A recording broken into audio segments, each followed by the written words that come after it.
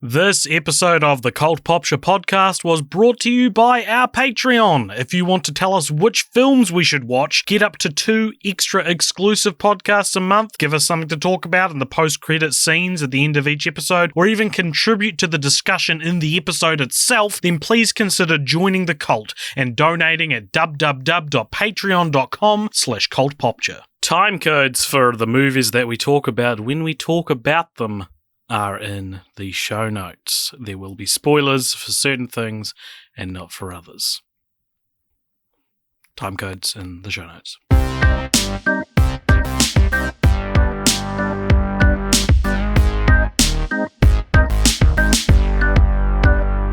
Good to see where all three of you are in comparison to me in terms of audio, of internet lag.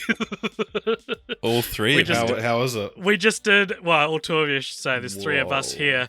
We just did a sync clap to match all our audios. We're on a 3-way Zoom call, and I clapped. Moments later, Richard clapped, and after that, Jeremy clapped, which is giving me a lot of really good information for editing this later.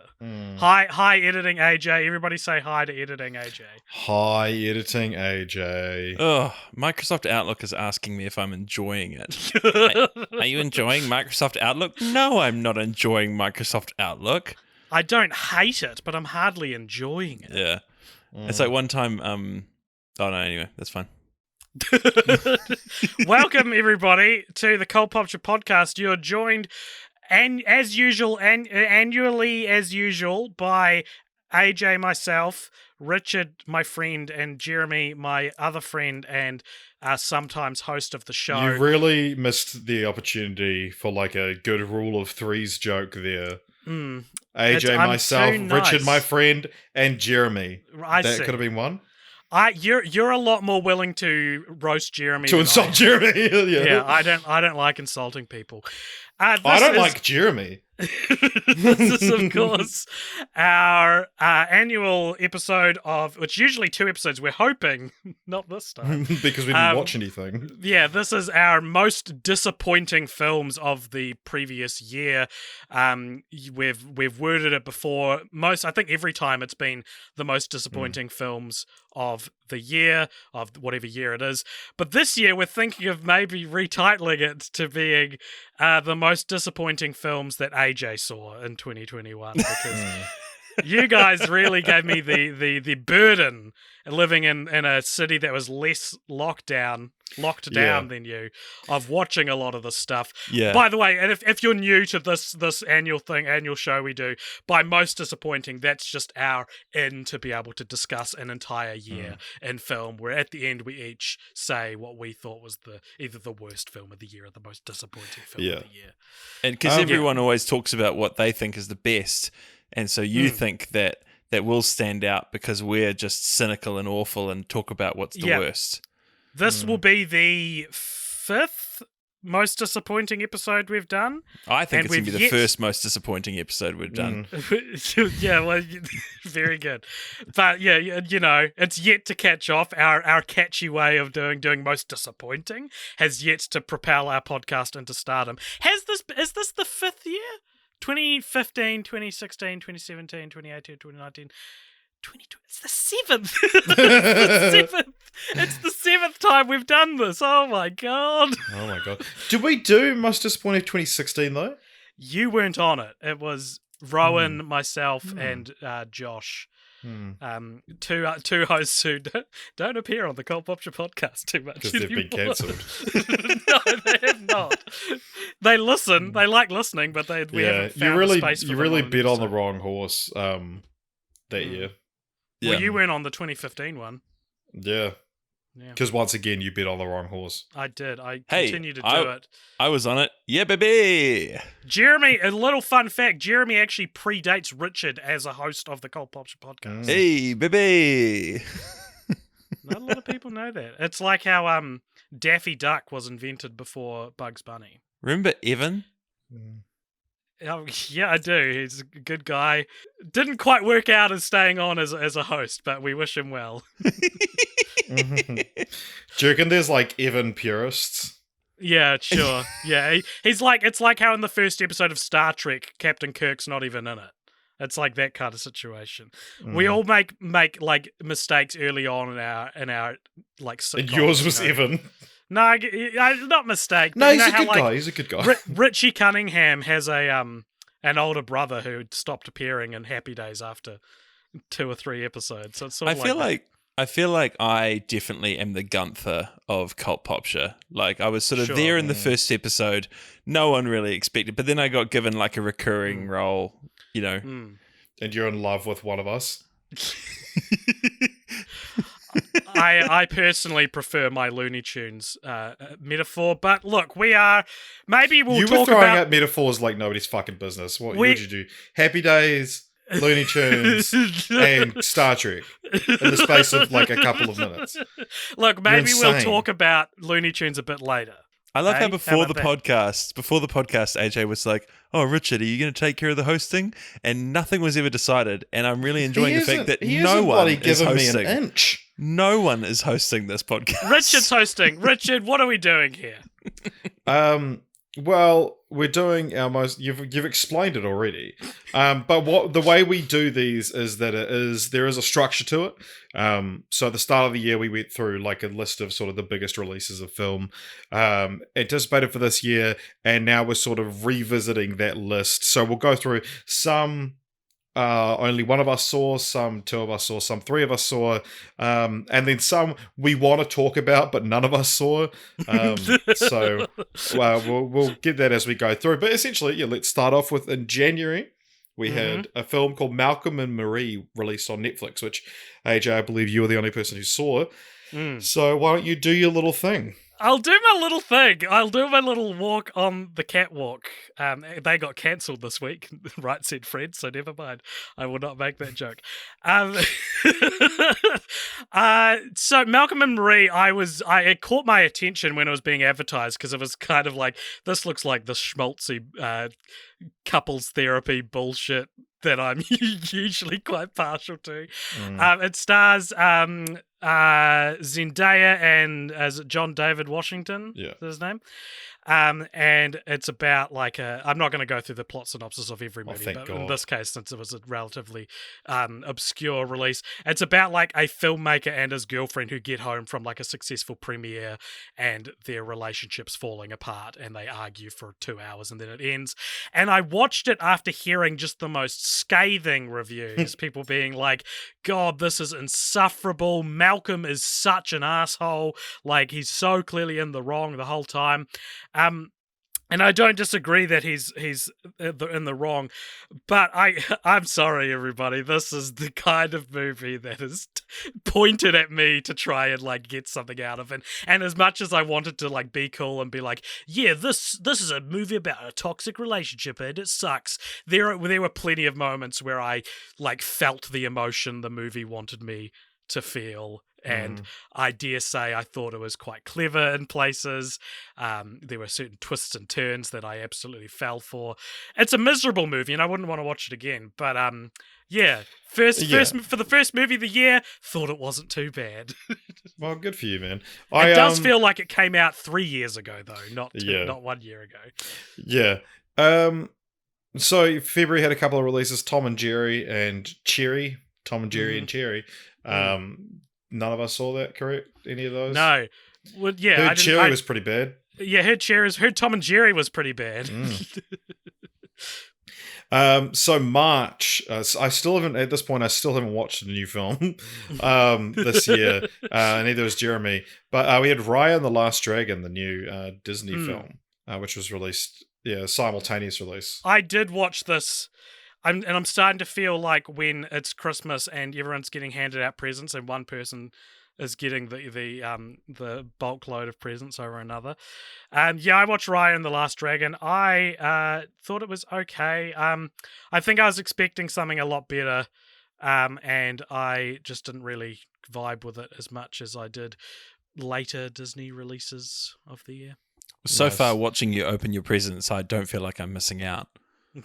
Yeah, I gotta say. You don't want to watch Malcolm and Marie after my... You don't want to watch Sam Levinson's thinly veiled commentary at his own critics? That's right, it was about that. Yeah, that part was stupid, I guess. But It's because what a large part of it is him just being, as Malcolm being like, critics are stupid. And as a critic, I agree. I am stupid. It's now next up we had quite like a long standing part of these podcasts, a film called Chaos Walking, which was delayed seemingly endlessly, but it actually finally came out in March of this year, starring Tom Holland and Daisy Ridley. And after so it was filmed in 2017, I believe, and after 4 years of anticipation, none of us saw it. Well, I mean, I heard it was real bad, but I also I felt like we should talk about it because, it as you say, it's been a mainstay on these most disappointing episodes, or most anticipated episodes, I should say, the sequels we do to these episodes. And I don't know, I thought it was interesting that because remember when Charlie Kaufman had apparently written the script, and you see what the movie is now, and partly it's how could Charlie Kaufman have ever been involved in this young adult generic bullshit? But I do think so. The movie is set in a post-apocalypse where women are extinct and everyone can hear each other's thoughts or something like that, right? And it does seem like a Kaufman-esque idea to be a guy and a girl, and the woman can read. And presumably he's neurotic and stuff. Yeah. So I can see a trace of the Kaufman influence there, but it certainly didn't look like it retained any of it. It's just so interesting for something starring Daisy Ridley to come out now. Obviously filmed at a time where it was assumed that she was going to become she kind of had the same kind of steam behind her as Emma Watson did when the Harry Potter movies were first kind of similarly wooden actors as well. Yes, exactly. And then just that's gone nowhere. Yeah. So next up, we had a film, finally one that all three of us have seen, and we'll probably have a lot more to say about. The long thought to be mythical Zack Snyder's Justice League, aka the Snyder Cut. So this was released on HBO Max, and so there's a fan campaign for a long time because Zack Snyder left filming Justice League, and the film was a fucking mess. And in the last week, actually, a lot more sort of details have come out about that as Joss Whedon does his apology tour.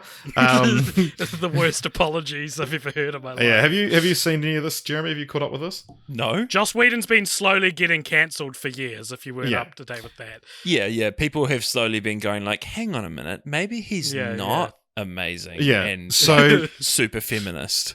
Yeah. So one thing was Gal Gadot said that on the set of Justice League, he threatened her. And he said, "No, she doesn't fucking understand English. I wasn't threatening her, but she's such an idiot." And it's okay. Wait. And is she the sympathetic character now? Because after the Imagine video last year, I'm fully on board with anyone who's discrediting her. That was 2 years ago, Jeremy. Oh, what? Oh. Holy crap! And one of the other things is that he was no, I had to sleep with these women. I would have been such a loser if I didn't prey on these women. And I don't think I would have been able to live with myself. And then he also just casually mentions there was this 4-year-old and I think I fucking killed him. Straight up. Sorry, what? It was this kid who wasn't comfortable swimming and in this pond. And Joss was no, you should go swim. And then he just left him, and the kid drowned. And Joss is and then 20 years later, I was I was racked with this guilt. And it's because you killed someone, Joss Whedon. Yes, because you were absolutely negligent, and whoever that kid's parents would have been rightly, distraught and, blame you for the death of their child. So anyway, very similar to his Justice League movie, actually. Yeah. But yeah, so after after years of this release the Snyder Cut, and people saying the Snyder Cut doesn't actually exist, and it didn't really at the time, and such bad faith as well, maybe some of the most toxic, ugly fan stuff coming out at these moments. And there's some big competition for the most toxic, ugly fan stuff. Legit. But yeah, the film was Zack Snyder got given a bunch of money to finish it, and it was because of the pandemic, because people, he was able to employ people and stuff. More like a fandemic, am I right? Very good, Jeremy. That is very funny. So the film finally came out. It was 4 hours long, which, a lot of people sort of complained about. It was in 4:3 to preserve Zack Snyder's artistic vision. All three of us watched it. And do you know what? I fucking loved it. I thought it was incredible. Without a word of a lie. And this is one of the few things that I'm actually quite passionate about. And but no one I other than if I go to the deepest, darkest corners of the internet and find those Snyder fanboys who willed this film into existence, I struggle to find people that genuinely agree with me on this film, because I honestly I was blown away by this film.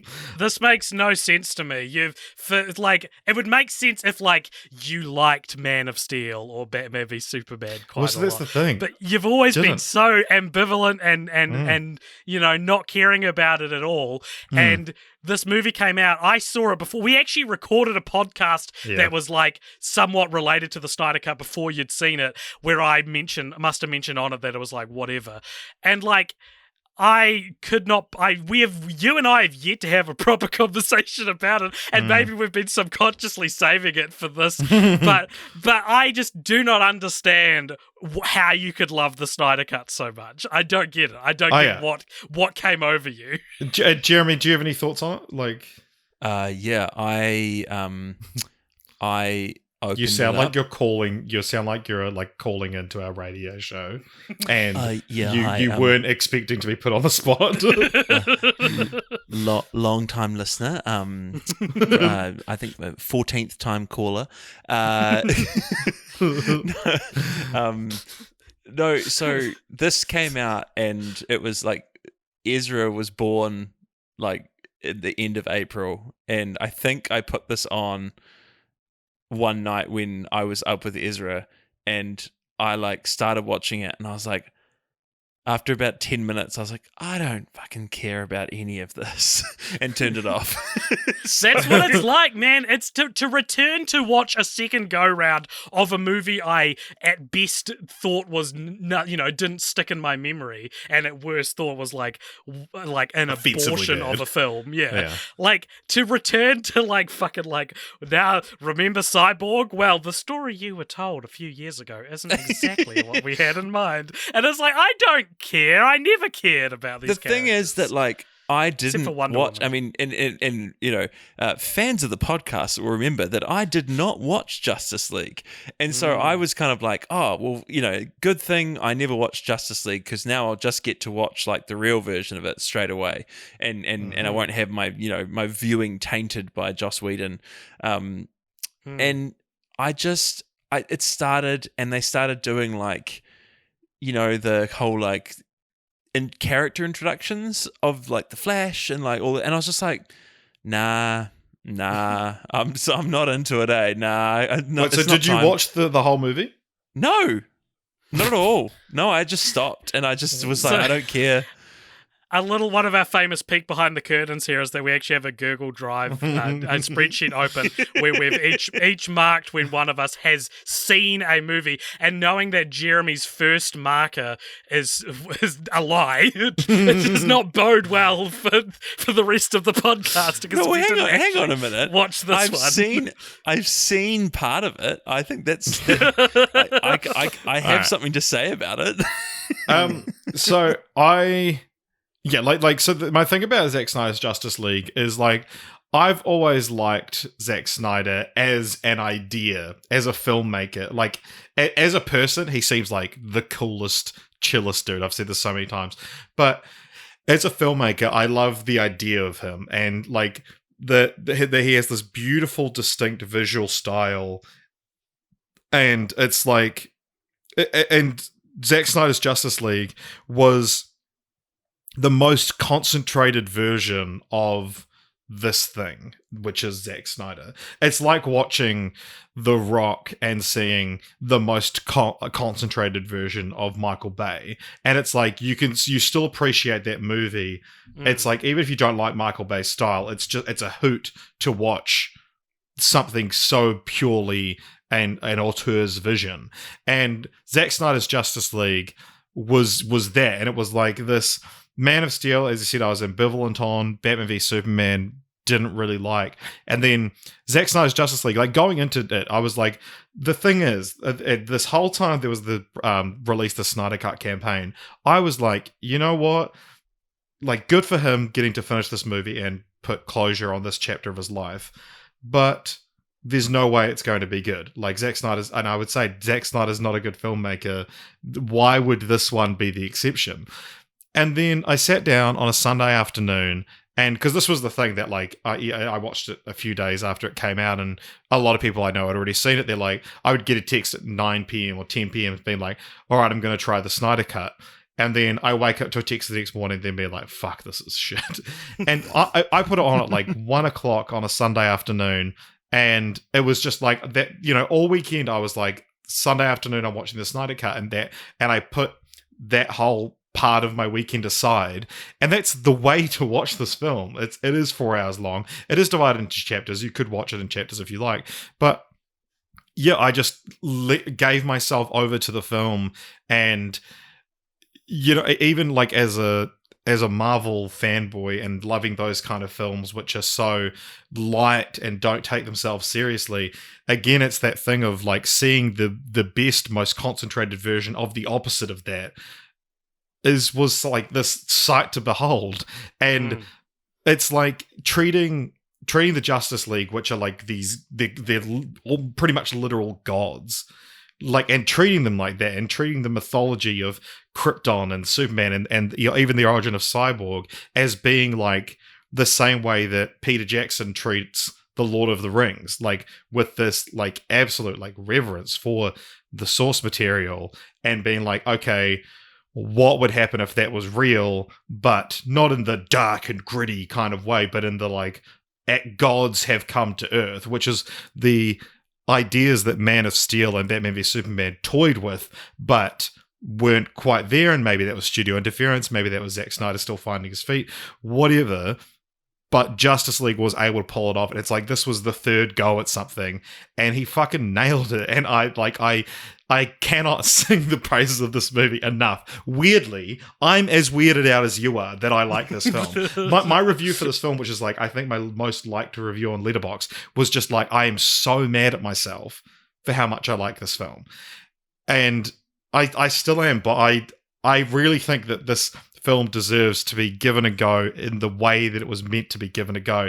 And tell you what, as well, at the end of the film, when that cuts to black, and then For Autumn, his daughter, who passed away which is what caused him to leave the production originally, I fucking welled up like that. It was, and it to me that sort of the For Autumn dedication at the end of the film was like, it just added this extra layer of like, I am so happy for you, Zack Snyder, that you were able to put this to rest, and you were able to shut this chapter of your life. And you know, dealing with these inane this fan campaign to release the Snyder Cut, which didn't exist for so long, and it's like people wanting to dig up this part of your life that you seemed like you were trying to leave in the past, or because I guess, you know, he thought he was never going to be able to do it. And it was like, I just felt so happy for this filmmaker whose none of his films I really enjoy that much, but and this person I've never met, but I was just like, man, good for you. This is your magnum opus, and seeing anyone's magnum opus, I think, is at the very least interesting. Look, I'm very happy for you, Richard. Probably more happy for you than I am for Zack Snyder. And happy for the podcast as well to have like, I think it's a more interesting perspective to have one of us like it this much, because otherwise we'd be talking about fucking the Boss Baby family business by now if you liked it as much as and hey, have I got some things to say? No.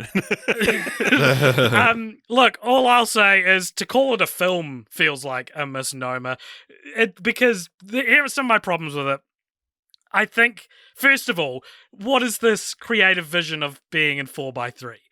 If any, like that was one of my big issues with it is like, why is this in 4:3? Because you've got these shots of like these ensemble superheroes standing along like this, like in what's clearly intended to be a wide shot, and I thought that that detracted from the film. May I defend the decision? Because there is a lot of people saying like, you think something 4:3 and you think it's cut off the sides. What it actually is, it's that it's given space to the top and bottom. If you see shots that are used in both films, it's not that he's cut the sides off the shot for the 16:9 shot. It's that there's actually supposed to be more at the top and the bottom of it. So it's closer to being like an IMAX kind of thing, if you will. Right. The other thing is like, why is this 4 hours long? And I'm not saying that as like, why is this 4 hours long? I'm literally saying like, what is the reason? What like it was announced as 2 parts, like very originally. That's true. And the thing is that the reason I think this is 4 hours long is not because there's more plot in it than necessarily the Joss Whedon version. Like Justice League. It's because it's under-edited. It's because there's a part where Flash runs so fast he goes back in time, and a sequence which should take about 10 seconds takes about a minute and a half. I consider it a masterclass in how to, and what a film, well, not a masterclass, just like an interesting experiment in what a film looks like before it's had a professional editor come along and cut it down. I honestly, like, not just trying to be contrary, I thought this film flew by. Like, I think I paused it, and to go to the toilet or something midway through, and was shocked at how far through I was, which very rarely happened. Like, shocked because I was further through than I thought, which often it's the other way around. I will say as well, just the versus Justice League thing, is that, like, you can see why Cyborg was so pissed off. I mean, my God, he's the main character of this film, and he's great in it. His storyline, is just like the best one in the film, but he was done so dirty. He's just like a punchline, and barely even that in the original cut. Well, I'll end on this. The extra scene they added with Jared Leto as the Joker sucked. It was so bad, and it's so funny that it like set up a sequel knowing they will never get one. Like, it's so, I kind of admire it for that, for being so fight the power. yeah, it's great.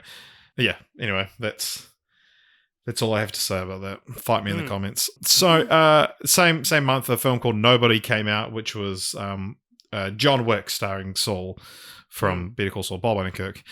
I saw this. Really wanted to see this. Never got round to it. It was on my list. It's fun. Yeah, it's. I just watched it one afternoon, I think, during lockdown, and it was like, yeah, this was a cool movie. Bob Odenkirk looks like he's having a ball.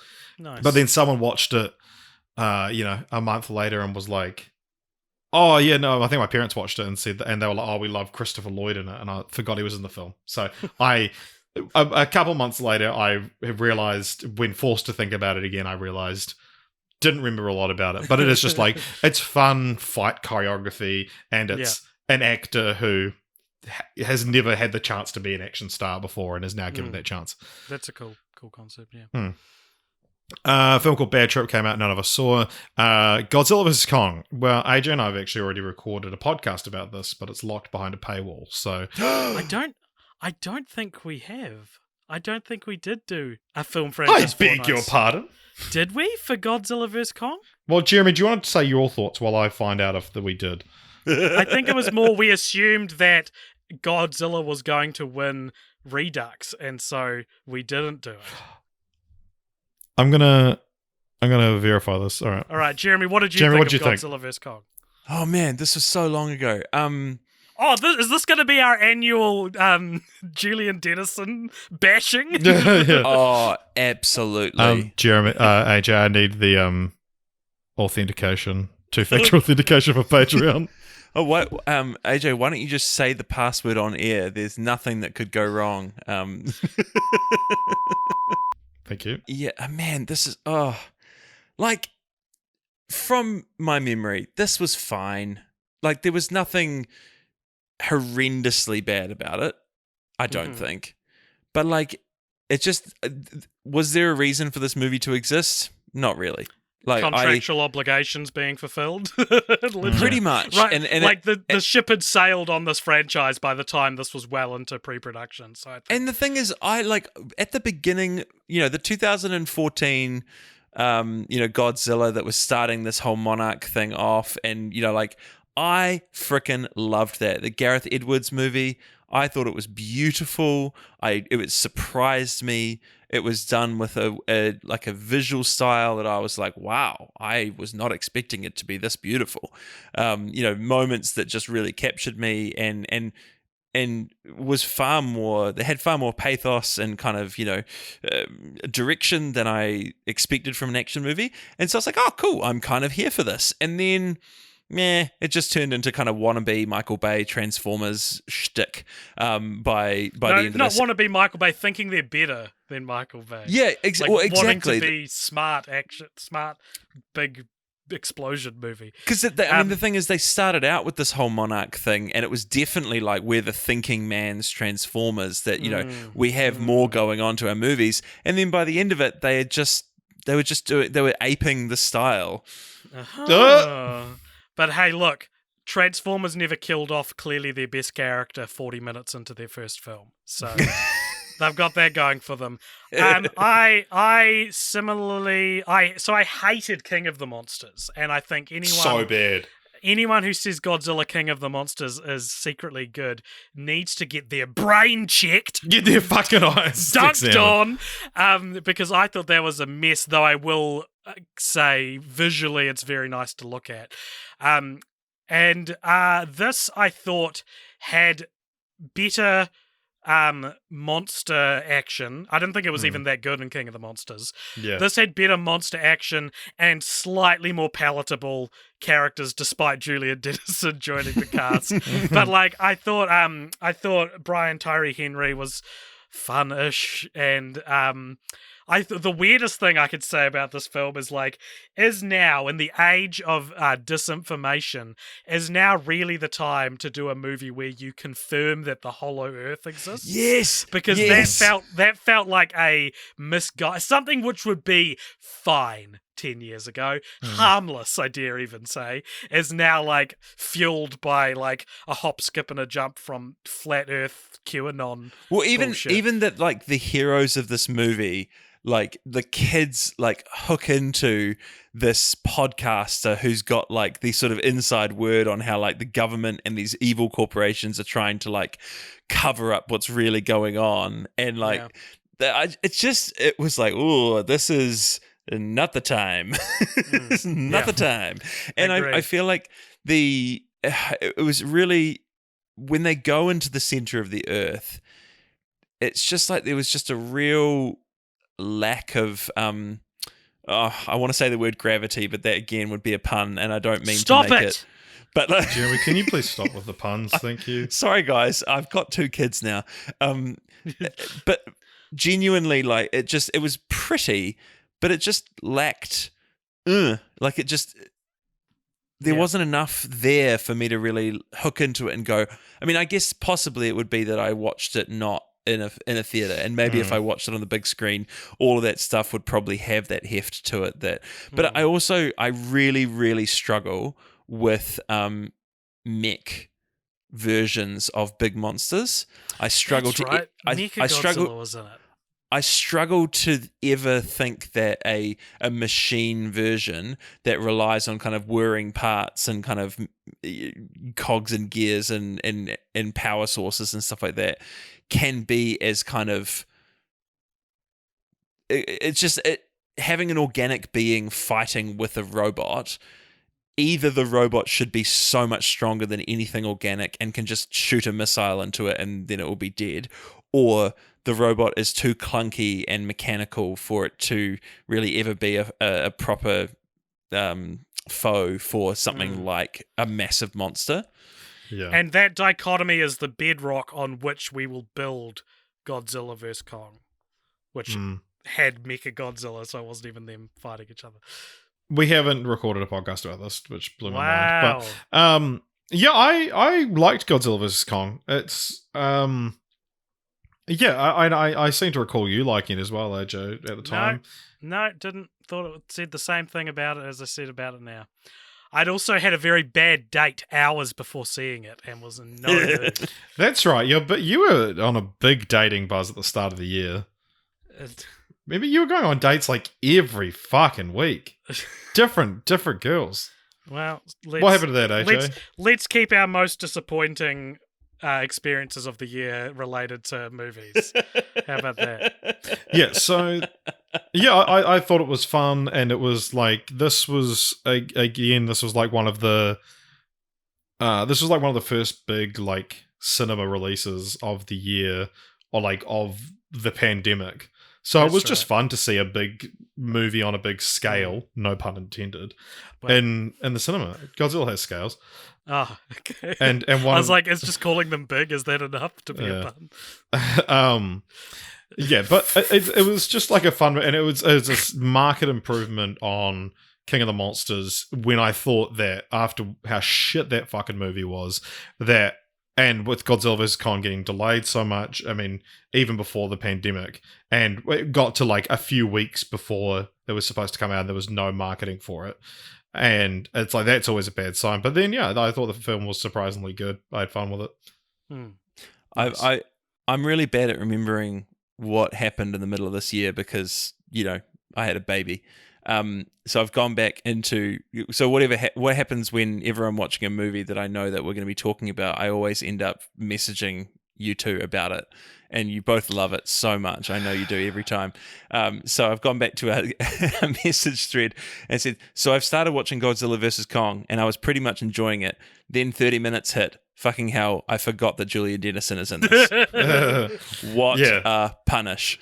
We got so close to not talking about it, but there it is. Yeah, this is like if Jeremy's watching a film that we have seen, and like we might have seen it months ago, and Jeremy would be like, just put this on, and then half an hour later be like, oh my god, what is he doing? And we're like, yeah, he's testing out his material for the podcast. But all these like, and when he's watching like Father Christmas is Back, and it's like, how much context did you expect me to retain from this movie, Jeremy? Anyway, in April we had a film which none of us saw, but I want to talk about.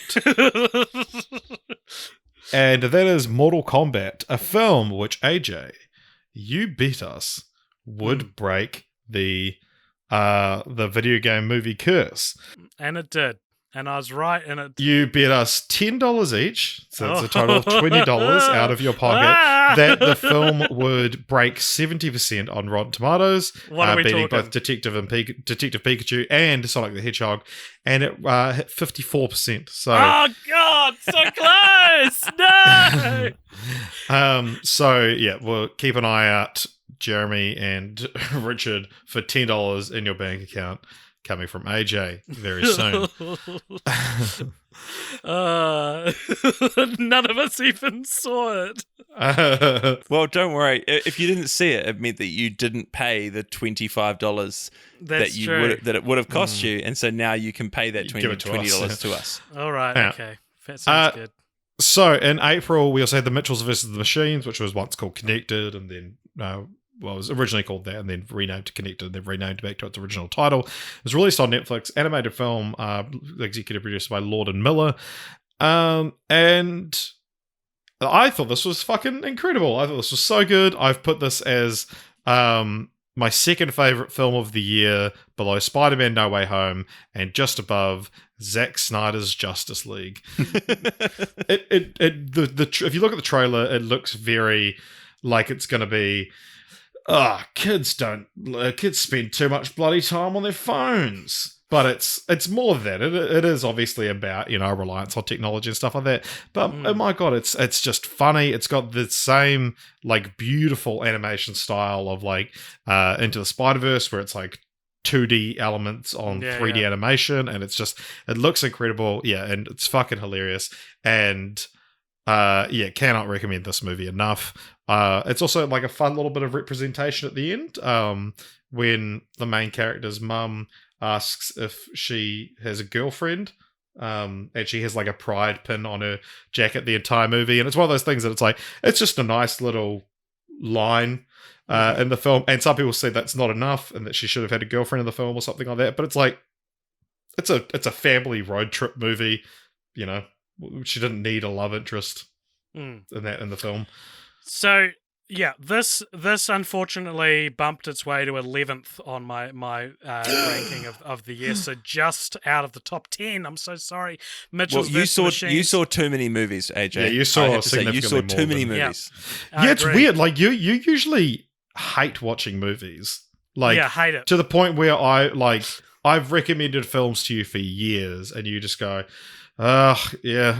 listen, dude, I'm probably never going to watch it, and I just have to live with that. And this year you watched, like, Stallone's Cliffhanger?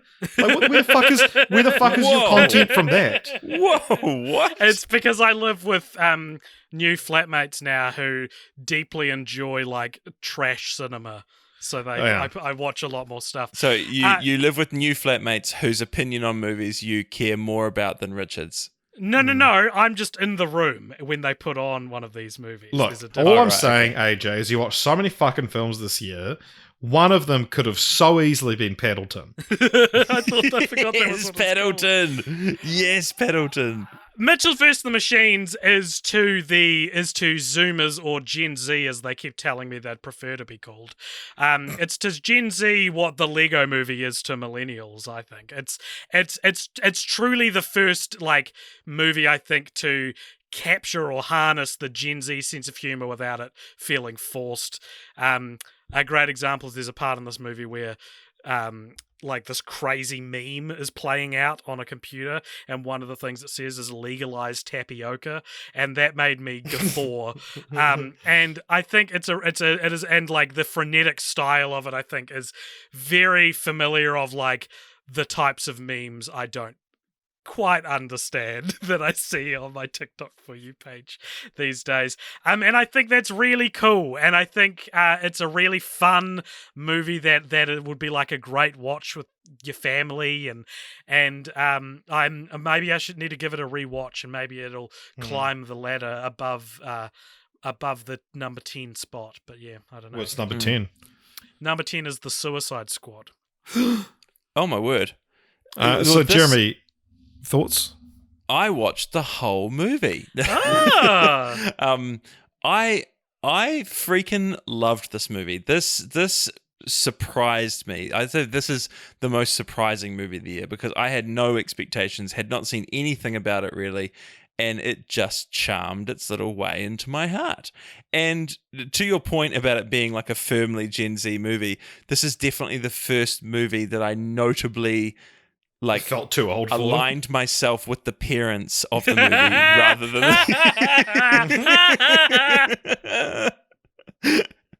I was just like, they were my identifiable characters that I was just like, oh yeah, good on you. Oh, that's great. This clipped along. It had great like action set pieces. It was beautiful. Like the design of it was beautiful. Like the way that all of the little like pods that were holding the humans like clicked in together, like in the ship that was going to take them all out of space. Like it just, everything was cool. It was just so cool. And I have recommended this movie to so many people who are like, I really want a good movie that like my entire family can watch and all of us can enjoy it.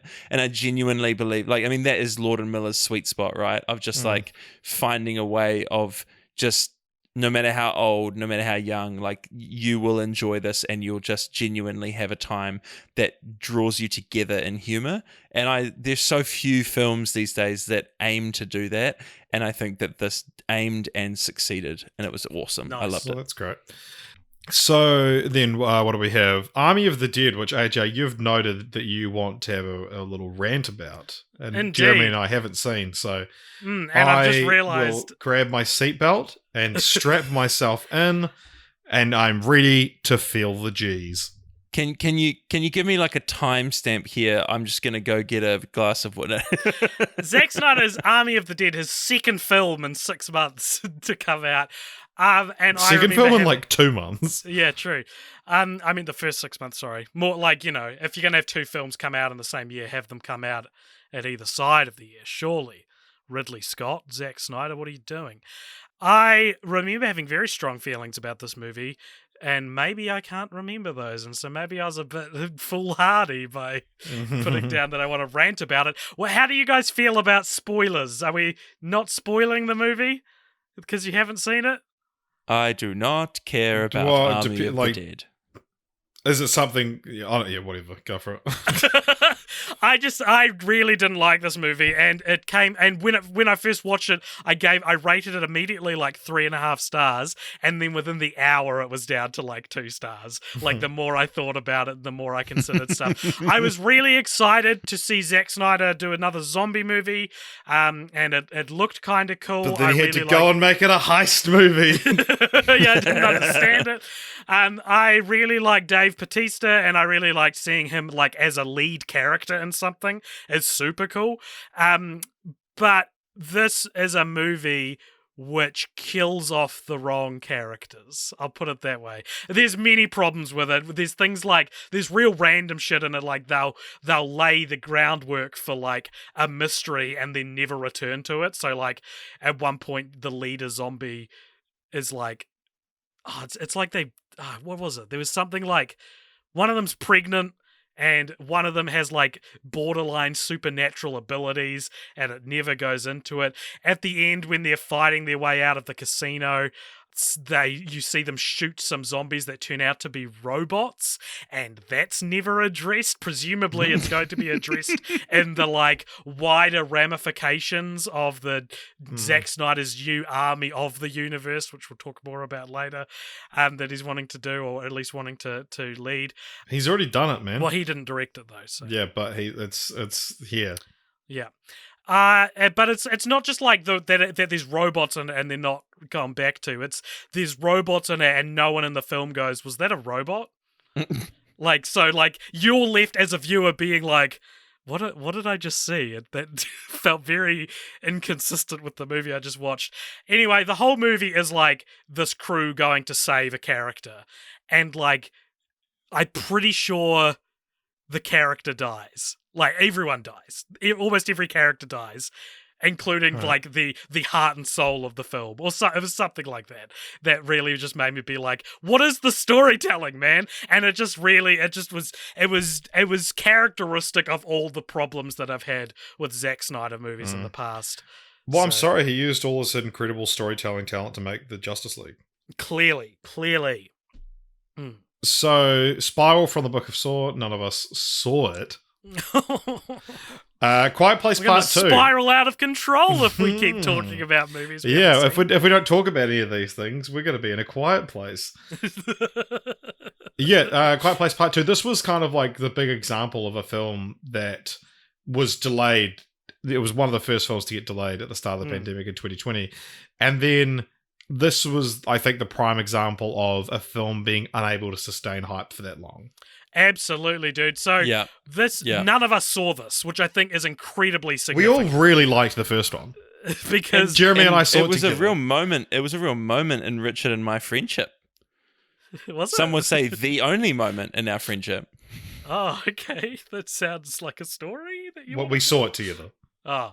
It was the first movie we saw together. Just this was marketed for too long, and by the time it came out, I was like, I don't care. I nearly sat down and watched it one time a couple of weeks ago, and instead I watched a different film.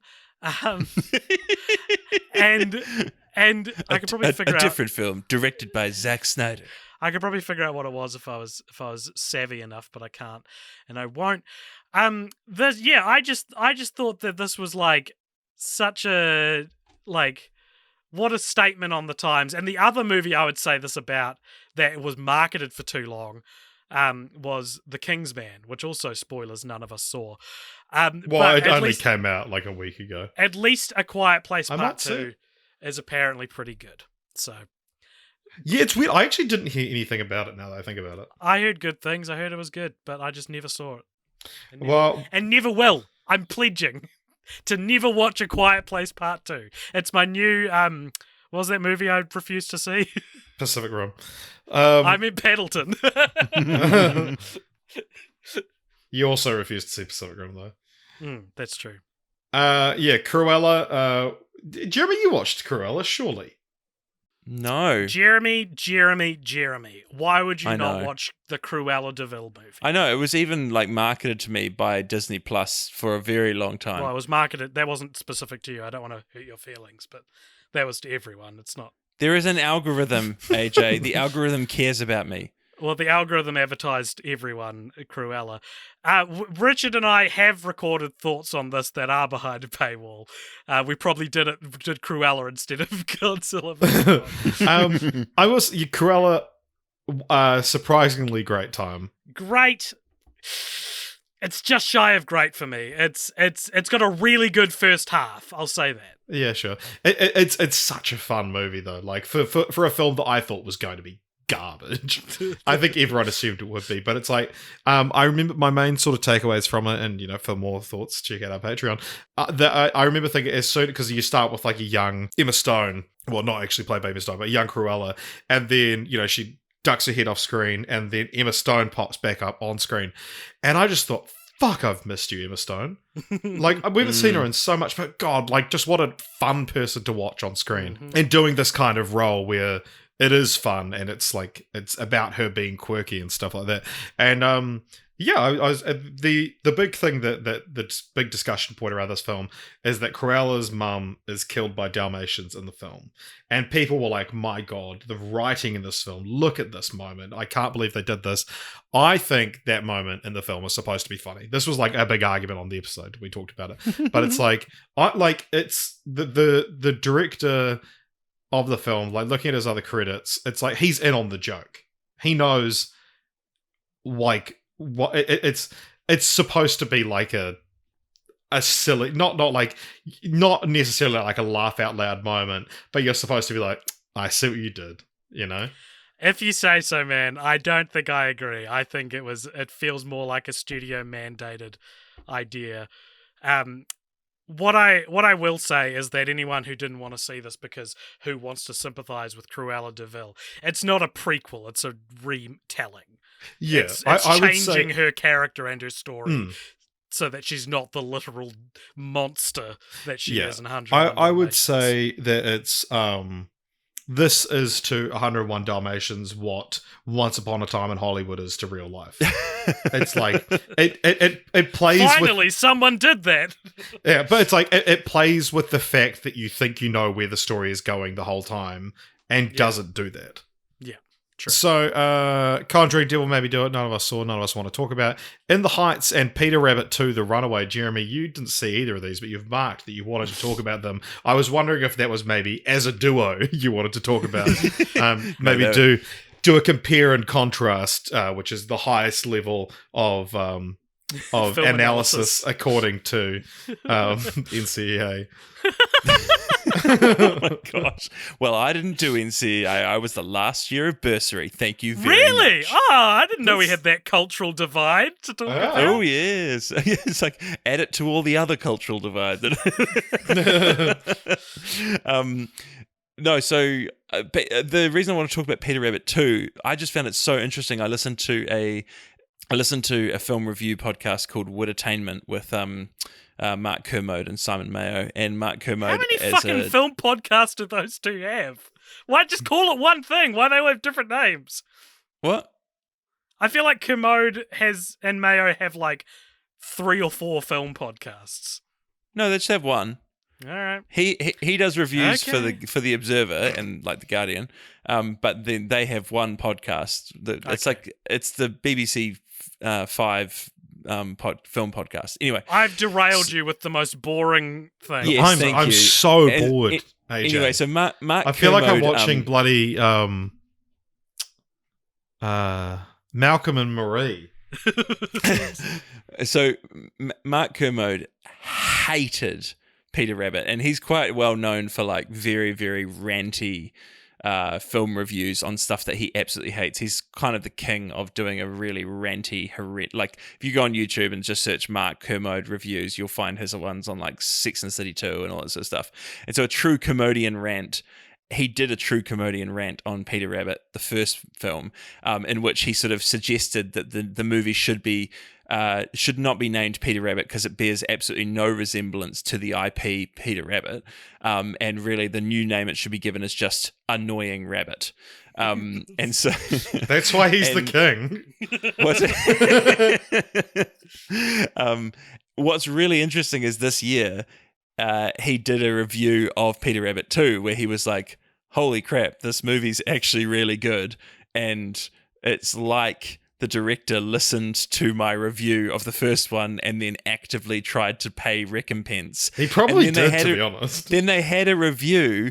They had an interview the next week with the director of the film, where the director of the film was like, yeah, of course I listened to your review. I read all the reviews, and I thought you made some really good points. And so I wanted to, like, you know, answer my critics. Are you telling me Peter Rabbit 2 is a good movie? Apparently it's much better.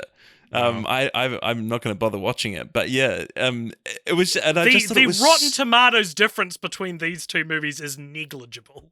Right. Well, Rotten Tomatoes is always correct too. Peter Rabbit has 64. Peter Rabbit 2 is 67.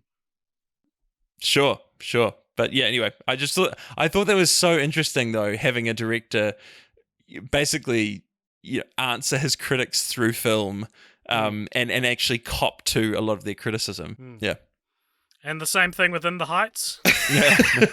I mean, In the Heights, I'm a little bit disappointed I didn't watch it because it was one of the big musical drops this year. I nearly went on a date to see it, but then the date got cancelled. Oh my God, AJ, you went on dates. We get it. Thank you. Oi, with the dates already. Thank you for providing us with a through line to this podcast. Got to come from somewhere. No, I thought that there was over my dead body. It was going to be puns that are the through line of this episode. Right, we've had a little break, and Jeremy's outside now. He got kicked out of his house for some reason. I feel like we just need to bring that up because otherwise the audio might sound different. His marriage is falling apart. So. Also in June, we had LUCA, which was a new film from Pixar, which was put straight onto Disney Plus, which seems to be all the done thing now with Pixar movies, much to Pixar's chagrin. But LUCA, yeah, it's Call Me by Your Name, but with sea monsters. Yeah, and I loved this film. It was my number one for a long time. It's now my 7th highest film of the year. What I really liked about this film, and it's one of the rare 2021 movies I saw twice. What I really liked was about one of them it on is a date? No, I'm sorry. What I really liked was that instead of like Pixar, they make these movies and they're these like global water cooler moments because they're so gut punching and sad and stuff like that. And you forget like they're allowed to make ones that aren't like, what if your emotions died? You know, like, they're allowed to make ones that aren't like plumbing the depths of your emotional being. And I think this is an example of that where it's still really good, and it's it's still got some emotional beats in it, but it's not Inside Out, and it's not Toy Story 3. It's just a fun, super fun, cool, visually awesome movie set in a cool setting. So it's obviously inspired by the works of Hayao Miyazaki, and I mean the town they live in is called Porto Rosso, which is based off Porco Rosso, the film. But it's like it's that kind of similar to that sort of Miyazakian thing of like movies where you kind of expect something to go wrong, or you go, okay, right, we've got the sort of setup. We know the world. What's the inciting incident? And there doesn't really need to be one. It's just kind of a nice, and like, there is stakes and all this kind of stuff, but it's just a nice film about friends, and why can't we have more of those? Okay. Well, I'll tell you why you can't have more of those, because you're on your bloody phone the whole time. I got bored and stopped watching it.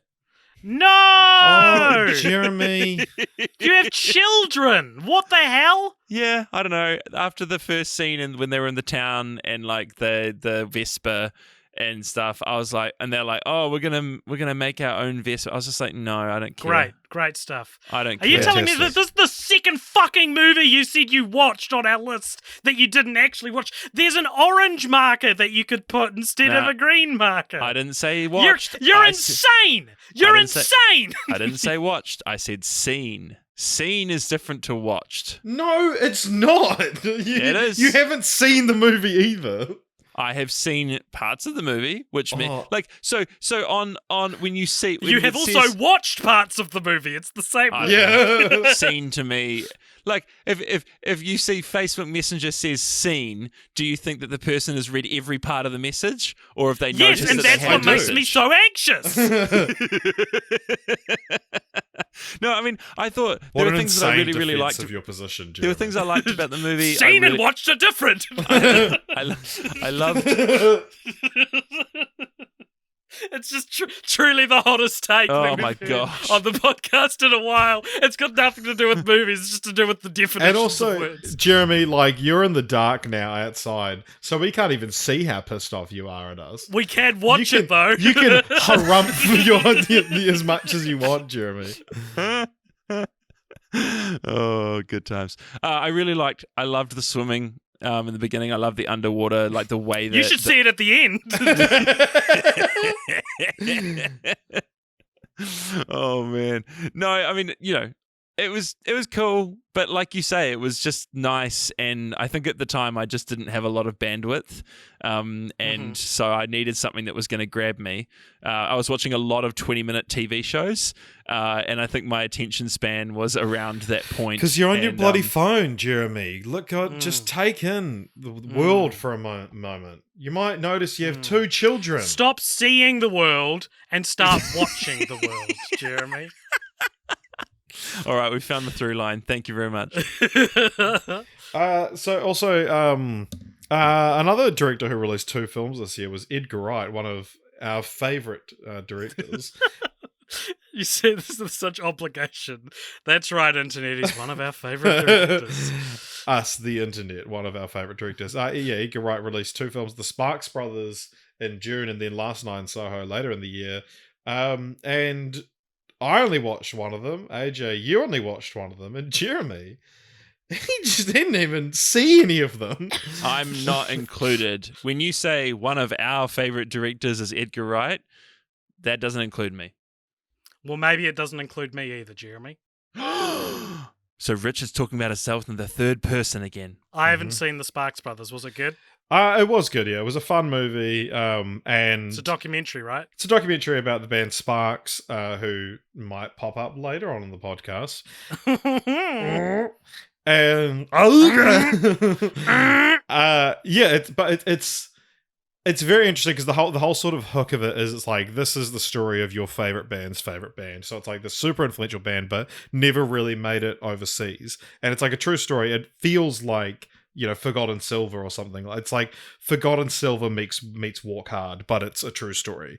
And yeah, but as far as a documentary goes, it is very much just like the storyline of the band. It's like, first they formed as a band, then they released this album, then they released this album, then they released this album. So it's very linear, and yeah, but it is fun. It flows nicely, and introduces you to a fun new band if you like them. Nice. Cool. Next, a movie that we all watched, as far as I'm aware. Who knows at this stage? Yeah, I mean, Jeremy was doing his typical live tweet in our Facebook Messenger chat as he watched it, last night or the night before? That's F9, which AJ and I have, again, already recorded a podcast on, but this was another Can't one wait to echo these thoughts on this version. This was another one that you and I actually ended up disagreeing quite a bit on, but it's very rare that you're the one who likes something and I'm not. Like, and as we've established before, in day-to-day life, you're a more joyous person than I am, but when it comes to bad movies, I'm the joy finder. when you set that up and you were like, AJ and I disagreed on this. I thought you were gonna be, but as usual, he's actually come round to my position and now agrees that this is a good movie. Do you? No, I thought that's what you were gonna say. Just like flagrantly put words in my mouth. I don't know why you would lead to believe that I would say that. Yeah, Jeremy, you only just watched this. What did you think of it? Long-time listeners may be aware that I am a massive defender and fan of the Fast and the Furious shit. It is glorious and wonderful and enjoyable shit. Another fun moment in our friendship. We went to go see Hobbs and Shaw together after I got run over by a car. That's right. What a moment. What a moment. Yeah. I have to say, only good movie memories with you. Father Christmas is back. So I was very, very excited about F9. And boy, howdy, was this the movie where the wheels fell off. Really? Oh, man. I don't know Richard, everyone thinks this, dude. You're the weird one for thinking it's just as good as the others. I don't see why this one's worse than the others if you like the others. Richard, I disagree. I mean, I can't disagree with how you see something. Yeah, I mean, like 5 and 7, I think are legitimately good movies, but this is like people act like this is a massive step down from 8, and it's like, do we watch the same movie? Richard, it is a massive step down, and you know why? Because we stepped down from The Rock to Vin Diesel. Like, there is no Rock in this movie. Vin Diesel was already in it. We get John Cena, though. But John Cena, who is given nothing to do, like he doesn't have any fun in this movie whatsoever, because John Cena basically has to be whatever Vin Diesel needed him to be to play that part. And without The Rock kind of winking at the camera, the problem, Vin Diesel thinks these movies are incredibly serious texts on family and loyalty and what's important in life, with really, really crazy action, right? And so we spend altogether too much time with Vin Diesel in this movie. Like, it's so much. And without The Rock winking at the camera and just being like, hey, I know, right? Hey, this is awesome. It's just, and so what you're left with is these these moments that are meant to be super serious. Like, it's like the whole movie is the final 10 minutes of, was it Fast 6 or Fast 7 after Paul Walker died, and they do like a very, very emotional send off. It's fucking brilliant. They want to go back to the emotional depth of that moment, but without the real world loss of a real person. And so you've got all this time where, like, back in time, and without the soothing voice of Charlie Puth. Like, all this time back in time with young Dom and young Dom's brother, and Jacob. Yeah, they godfather to it. Yeah, like, honestly, and the best thing about it is that they cast, like, Vin Diesel was the executive producer, so everything that goes on in these movies, Vin Diesel was signing off on, right? And he casts someone who is so much taller than the guy who's supposed to be young John Cena as his younger self. And it's just like the arrogance of that, and like ham-fisted dialogue that's like, we've got to try and tell the audience what's going on here in a dialogue scene. So you get things like, you're Toretto's other son, right? You're the useless one, yeah? And it's just like, oh, okay, all right. And then there's a moment, and also, like, Charlie's Jeremy, Theron, you're reading pre-prepared notes off your phone. I wrote down quotes because they were so ridiculous.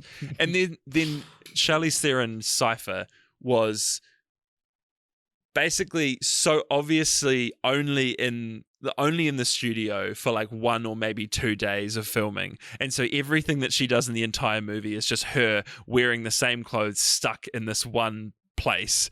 And she has this amazing moment in the movie where she goes, I'm thinking that right about now, if this was a movie, this would be the point where the villain has a terrible setback. And it's just like, oh, and then, well, does she not know it is a movie? But it's something like Fast and Furious, because it's made by meatheads. They pick up on things from the rest of pop culture, including something like, oh, meta humor, and Vin Diesel's like, I can do that. I can put that in my very surface level, very sincere movie. Well, and like even bringing back Han, like we it's finally got justice for Han. How cool this is that? this whole movie. But he didn't even kill Jason Statham. That's justice That's for Han. for number 10. The post-credit scene, he visits Jason Statham.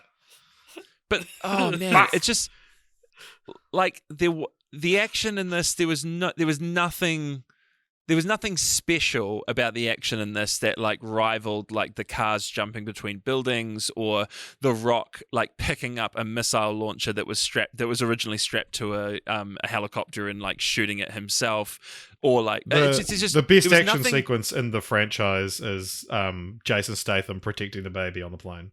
Oh, 100%. That's 100%. so fucking good. Yeah. I mean, there was just too much about this movie that was like, okay, I just don't care about this anymore because it's so just so untethered from any reality, and yet you're making me like slog through these big long scenes that apparently have emotional depth, and I don't care about it all because Vin Diesel thinks that he's this amazing dramatic actor, and I'm just over it. I'm over Vin Diesel. He's ruined his own franchise because he has so much ego, and I'm done. I mean, I watched the rest of them, but agree. I'm done. Yeah, I ranked this 5th. I think you're insane, Richard. I think you're insane for ranking it this. Was 4th. I moved Justice League ahead of it. I've thought about this all year about how high you fucking rated F9. It's driven me insane. I don't understand. The thing is, I'm the one who feels happy. You guys are the miserable ones. I pity you. Keep telling yourself that. Keep pitying us, man. I'm sure it feels good. It does. Oh, sorry. Just last thing on F9. There's this moment where Ludacris is talking about. Is it Ludacris? Yeah, Ludacris. He's like, have you ever noticed that we've done so much stuff and we should have died so many times? And it's Tyrese Gibson. Is there something going on? And it's like, oh, just this. Okay, I will say on that. So it's Tyrese Gibson and Ludacris are like the two characters. They get their own little side adventure, and they're the kind of comic relief characters. They end up in space. It is this weird thing where I was actually like, oh, they're doing something really interesting because he does. You're like, we should have died so many times by now, and I thought what they were doing there is that it was like Jacob has been behind the whole thing and has been keeping them alive for a certain reason, and it's like you're narratively like, it's very convoluted, but I thought they were being like, oh, they're narratively justifying how they've gotten away with all this stuff, and like when people shoot at them they never actually hit them, but it's like, no, just them having a little meta conversation. I thought it was going to be the midichlorians moment where it was actually going to be like, we are chosen by God or something. Like, I thought it was a moment where like the series was actually going to cop to something going on, and I was like, oh, this is going to be so bad. But it was just fun slightly less bad. Cardi B though, I think I am valid in saying I didn't like this because for the guy that, I hate watching bad movies. I don't really have much ironic Well, you hate love. watching movies altogether. That's true. Unless you're on a date, which is all the time. I have like very few movies that I like ironically love. I have very few movies that I think are just dumb fun. But I feel valid in critiquing F9 because I think Furious 7 is 5 stars. I think Furious 7 is, ironically, it may be the only ironic love I have for any movie is Furious 7. Like, and so I feel like what I'm saying is like, I get it. I get what this franchise looks like when it's at its peak, and I think they have jumped the shark. Well, like Fast intensely. 5, I think is like a great action movie. And but that's not dumb enough to be ironic. Yeah. Whereas like seven goes dumb enough, but then also has the emotional gut punch of the end, which I think is like actually really well pulled off. But I think, I do still think if you're looking at what this franchise looks like in its ideal, it's Fast 5. F9, I will say, it probably got bonus points for just me being in a good mood at the time and it being a big release on the cinema, And you not having just been run over. Yeah. So July, we're a few movies here, but we won't talk about most of them. Tomorrow War, didn't see. Boss Baby, didn't see. Forever Purge, didn't even realize it came out. Did they actually come out? Surely that didn't come out. That's me with every other Purge movie, as I didn't even know it came out. Oh, that's right. No, it did come out. So Fear Street, we had the trilogy come out a week, like 1 week apart. We did a whole fucking Film Franchise Fortnights episode on it. It probably wins my prize for most disappointing films of the year, because my god, were these fucking garbage. I thought these sucked so bad. Yeah, man. But listen to our Film Franchise Fortnights for more. It's actually quite a good episode, I think, as well. Black Widow, we just recently recorded an episode on. Jeremy didn't see, so you're not getting any new thoughts. Our main, if you want our thesis statement on Black Widow, it's that it was fine, but not good enough to justify its own existence. Much like me, so I'm trying to make a self-deprecating joke, but I didn't plan it enough. But next up, we've got a film that AJ has prepared. Space Jam: A New Legacy, a film which I had fun with. I didn't mind. Fuck off, man! This is the worst movie of the year. Like, no doubt. This, unless you count fucking Father Christmas is bad, yeah. And shit. This is the worst movie of the year, and I think I ranked it fucking 6th. Loathsome, offensive, bad fucking. Did you rank it 6th? No, I rank it 23rd. Oh my God. So it's just below Love Hard, just above Halloween Kills.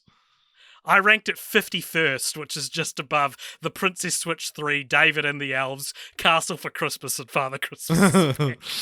So truly like the worst actual proper movie of the year. And when it came out, I wrote down some reviews, and I would love it if you boys would let me do an uninterrupted... Would you shut up and let me talk? I just think it'll be funnier if it's uninterrupted. Okay? All right. Here is a list of things I fucking hated about Space Jam: A New Legacy. All right.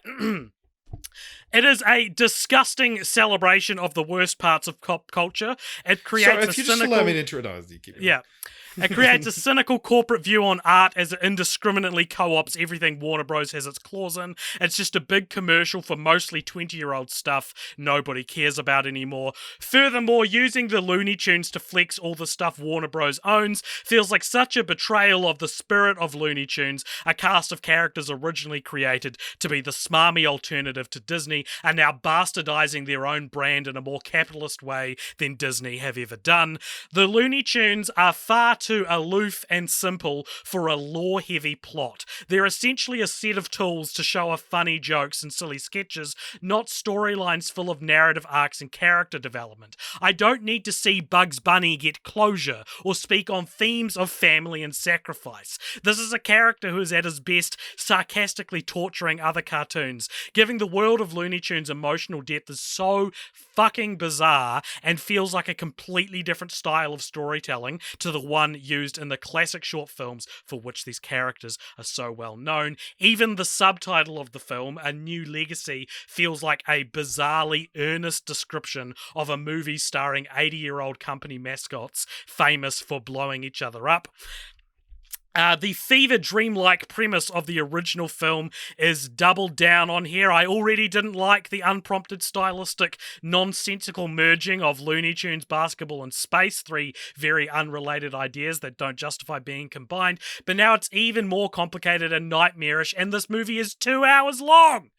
The film seems so proud of how many Easter egg cameos it can shove into its crowd shots, tailor-made to hijack whatever fucked up part of modern filmgoer brain that responds positively to fan service and inside jokes, and this is whatever when it's vague collections of characters like White Walkers from Game of Thrones or War Boys from Mad Max, but we also get in-focus background cameos from The Mask, Pennywise, Agent Smith, Schwarzenegger's Mr. Freeze, DeVito's Penguin, and plenty of other specific iterations of WB characters who are very clearly not being played by the original actors. So even in the Warner Brothers serververse, it's more like a Disney World-esque lookalike situation where they don't even own the genuine version of their characters. Obviously, you're not going to hire Jim Carrey for a background appearance as the Mask, but at the very least, keep him out of focus or something. It's literally just people cosplaying as famous characters, something you could see anywhere. Don Cheadle turns into a Scorpion King style CGI mess at the end. John The Cheadle sucked at the film too. The film is chock full of outdated parodies and references that would have been fucking cringy in the 90s/2000s. I get it's a throwback, but why am I seeing a Matrix bullet time spoof or Porky Pig doing a rap in 2021? We have outgrown these tropes. Please, I'm begging you. The only thing it's missing is a currently in vogue pop star ending the film with a song. Smash Mouth. The first Space Jam is a woefully stupid movie, but this one is worse because it's trying to shamelessly cash in on nostalgia from not only Warner Brothers properties, but the original film as well, while having the audacity to pretend it was actually good. There are moments where characters wryly point out flaws in the narrative and premise in an attempt to disarm cynical reviews like this, but if you know your shit and you say your shit, that doesn't mean you're not shit anymore. The only good thing about the original Space Jam is the Roger Rabbit style live action / animation hybrid, something that has been so rarely used since it was mastered, and this movie barely uses it either, having LeBron take the form of a cartoon in the Looney Tunes world and the Looney Tunes being transformed into dull CGI counterparts in the upscaled real life world. And finally, it should have been called Cyberspace Jam.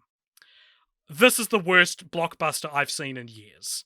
I think this is worse than Scoob, worse than Fantastic Beasts: The Crimes of Grindelwald. If you say this was worse than Doolittle, I think this is worse than Doolittle. it's fucking not.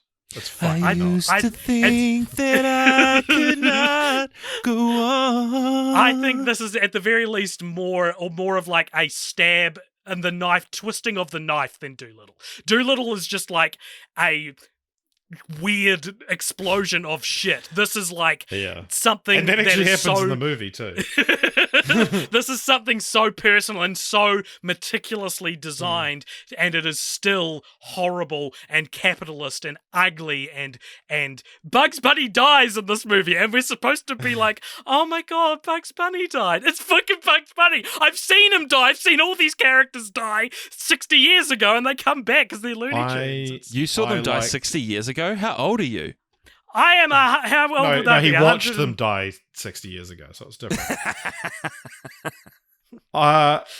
I liked Big Chungus. He was in the movie. That was Fuck funny. off, Richard. This should be something we can bond over. Space Jam: A New Legacy being the worst movie of 2021, to me, let's bring it back in puns, it should be a slam dunk, guys. This is so obviously the worst movie of the year. This is that people should save their spite and anger for certain movies. This is one of these movies. I thought this might be the most disappointing of the year, and I didn't even think it was going to be good. I had fun with it. Fuck off. It's so weird, man. Go back to your F9 and your Space Jam 2s. I mean, like, I think I gave it like 3.5 stars. So I didn't like it that much. God, it's like a half-star movie. It's so bad. Let's see, what did I give it? 3.5 stars. Yeah, I had fun. I mean, I don't know. I gave it I don't know 1.5. I gave it 1.5. I don't know what you want, man. I don't know what I want them to not make this movie. Yeah, it was one of those movies that's like I had a similar thing when I watched Zoolander 2. That it's like I watched it and I was like, I had a fine time. And same with like A Million Ways to Die in the West. These movies that I was just like felt like watching a real fucking dumb comedy. And then I came away from it being like, I didn't waste my time. I loved A Million Ways to Die in the West during it, and people go, oh, what'd you think? Oh, did you enjoy it? And I go, yeah. And like, would you recommend it? Not at fucking all. Like, yeah, I cannot recommend Zoolander 2. But did I hate it while I watched it? No. But it's terrible. Yeah. Anyway, moving on. Escape Room Tournament of Champions. I did watch the first one this year, and again, it's bad, but I didn't mind it, and I kind of want to see the second one. I also watched the first one this year and thought it was terrible. Yeah, but the most offensive part about it is that the main character is so fucking bad at escape rooms. It's like offensively bad at escape rooms, and also there's 2 different puzzles in the movie that could be solved by pissing on them. I think that should actually be implemented in every film. Yeah. Pig, the Nicolas Cage movie, now his highest rated live action film of all time. It came out here there was one screening of it before we went into lockdown, and I didn't get along to it, and then we went into lockdown and we missed the theatrical release of it. Yeah, I really want to see Pig, but I haven't gotten around to it yet. Yeah. Snake Eyes didn't watch. You saw this. M. Night Shyamalan. M. Night Shyamalan strikes again, baby, with a movie which really, like, what do you want from M. Night Shyamalan? This dude is Tommy Wiseau with a slightly bigger budget. Like, they're actually very similar. No, they are, though. They're very similar directors. Like, their styles are very similar. Like, the stuff that's stupid about M. Night Shyamalan movies is stupid about The Room, as if he's done more than one thing. I thought this was pretty dumb and pretty stupid in a lot of ways, but it wasn't. I didn't think it was terrible, and I think there's a lot in it that's at the very least interesting, and that's all you can ask for. The beach that makes you old, it sure did, baby. You know what happens in the end? It's like I just watched a They video get old. about it. They get old. Oh, That's what happens. They get old. Did you guys know that? It's a bizarre movie. It's one of those things where it's like, on paper, it probably reads as like, you know, if some other director did this, it would be a serviceable thriller, but because it's M. Night Shyamalan, it's got just like bizarre decision making in it all the way through it.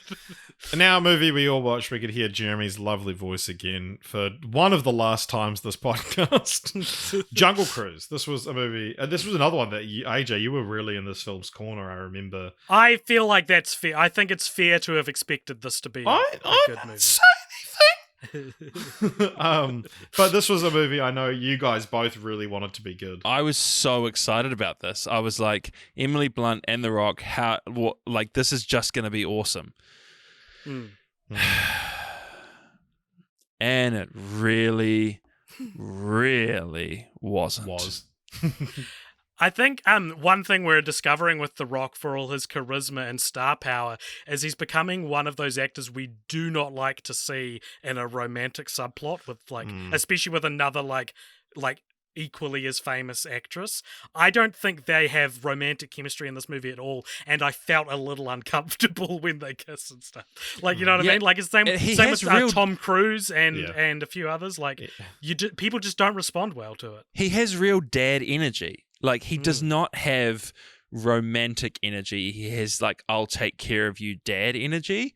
And even if his co-stars are around the same age as him, I think it's just the size of him and kind of like his untouchableness that you just can't imagine him being vulnerable or... Yeah. And they just... I think also the way that they wrote his character was just so unlikable. Like, he's just... The thing about Indiana Jones, and the thing is that Jungle Cruise, it just felt like a really cheap Indiana Jones knockoff, you know, and it took the best parts of like the feel of Indiana Jones and The Mummy, which, you know, The Mummy was definitely in line with Indiana Jones, but I think had its own charms and its own like successes of what it did anew, and like. The beginning of it in the library, you know, like with the whole, you know, snafu with the library and Emily Blunt, that just was completely ripped off of the feel of the Museum of the Mummy at the beginning. It took 45 minutes for anything to happen in this movie. Like, literally, they just had... It was just continual setup with no real understanding of what was going on or what they were actually even trying to go for. The villains were... cheap knockoffs of Pirates of the Caribbean, which is, I think, unexcusable given that Pirates of the Caribbean was the previous time Disney did a movie of one of its rides at Disneyland, and then Jungle Cruise is the next one. To be fair, the villains in every one of the Pirates of the Caribbean sequels are also knockoffs of the villains in the first Pirates of the Caribbean. But at least that's within the one franchise. Like, Jungle Cruise is meant to be its own thing. I just wanted to get my digs in. There was nothing about this movie that was entertaining, and it also the thing that's great about Indiana Jones is that it feels like it's a practical effects movie, right?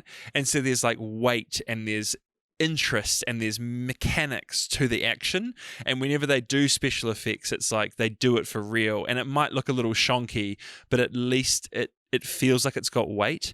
And this movie was just a mess of CGI action. And when they've got the boat going down the river and like going across rapids and stuff like that, you're just like, this isn't a real boat. It's CGI pixels rocking around on the screen, and I have no investment in it whatsoever. But can we at least give it some props for having Disney's 10th, 11th first gay character in a mainstream film? It's very about time. Brave. Very brave. Of course, he would never use that word to describe. No, don't, Jesus Christ, don't use the word. Yeah, no, it has to be easily edited out or be able to go over other people's heads. Yeah, like your homophobic uncle who's so homophobic he doesn't pick up on the subject. He doesn't pick up on it. Yeah. Yeah. Anyway, same month we had The Green Knight, which was a film the internet was excited for. Yes, I did not know anything about. This is my third ranked this third highest film of the year. I thought this was great. This is a great movie. Won't say too much else because I don't want to spoil it for you guys. But yeah, it's really cool. Dev Patel is really good in it. It's very strange. It's very ethereal. It's one of those things where it feels like it's communicating meaning more than necessarily story. And it's got some really, really great performances and moments and like creepy kind of world building. And I really, really like this. Yes. The Suicide Squad, at least we saw this one.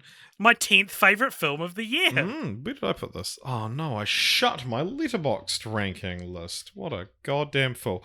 Yeah, great, significant improvement. What? Does that even need to be said? It's barely even a sequel to Suicide Squad. It's like it's just clearly trying to do it again with the good idea. I put this 12th, weirdly. I liked it more than some films above it, but like F9, for example, maybe.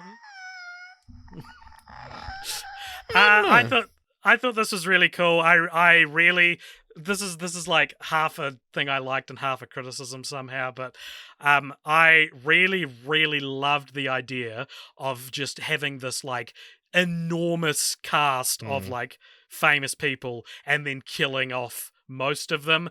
I just kind of wish, spoilers for the Suicide Squad, these characters weren't killed off in like the cold open of the movie. Like if you look at the cast of the film, most of them are killed off in the cold open, and like I wonder if there's a more fun way to do that by just having them fill out the whole movie and just routinely getting killed off like that. But that being said, I thought the cold open was brilliant. Oh, it's so funny. It's fantastic.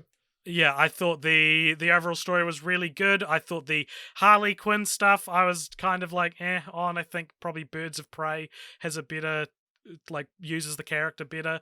And I thought that the villain is a lot of fun to look at, a lot of fun to watch or see. And John Cena was great fun on this. John Cena's great, and his spin-off show to this movie, Peacemaker, has started, and I watched the first episode and I thought it was pretty funny. So yeah. I've heard it's actually quite good. Free Guy also came out. Jeremy, did you not watch this? I thought you did. No, I have not seen it. I didn't ask if you've seen it, Jeremy. I asked if you watched it. I have neither seen nor watched any part of this film. I feel similar to Space Jam about this movie in terms of what it did wrong. I don't hate it as much, but it's just Ryan fucking Reynolds doing his thing, and now he's got all of Disney at his disposal. Yeah. And for some reason that comes up in a movie that's not really about being a Disney movie. Yeah, I would say though that like one thing in this film's favor and when it came out and everything like that is that it's just a relentlessly positive movie, and it's nice to watch a film like that sometimes. Yeah, I enjoyed it. I thought Taika Waititi was fucking garbage in the film, and significantly the worst part of the film. Getting by on the fact that he's maybe doing a Kiwi accent. I'm not entirely sure what accent he's going for in the film, but it's clearly he was on set for 3 days and was just allowed to improv, and everyone went, my God, Tyke is so funny. He has this accent.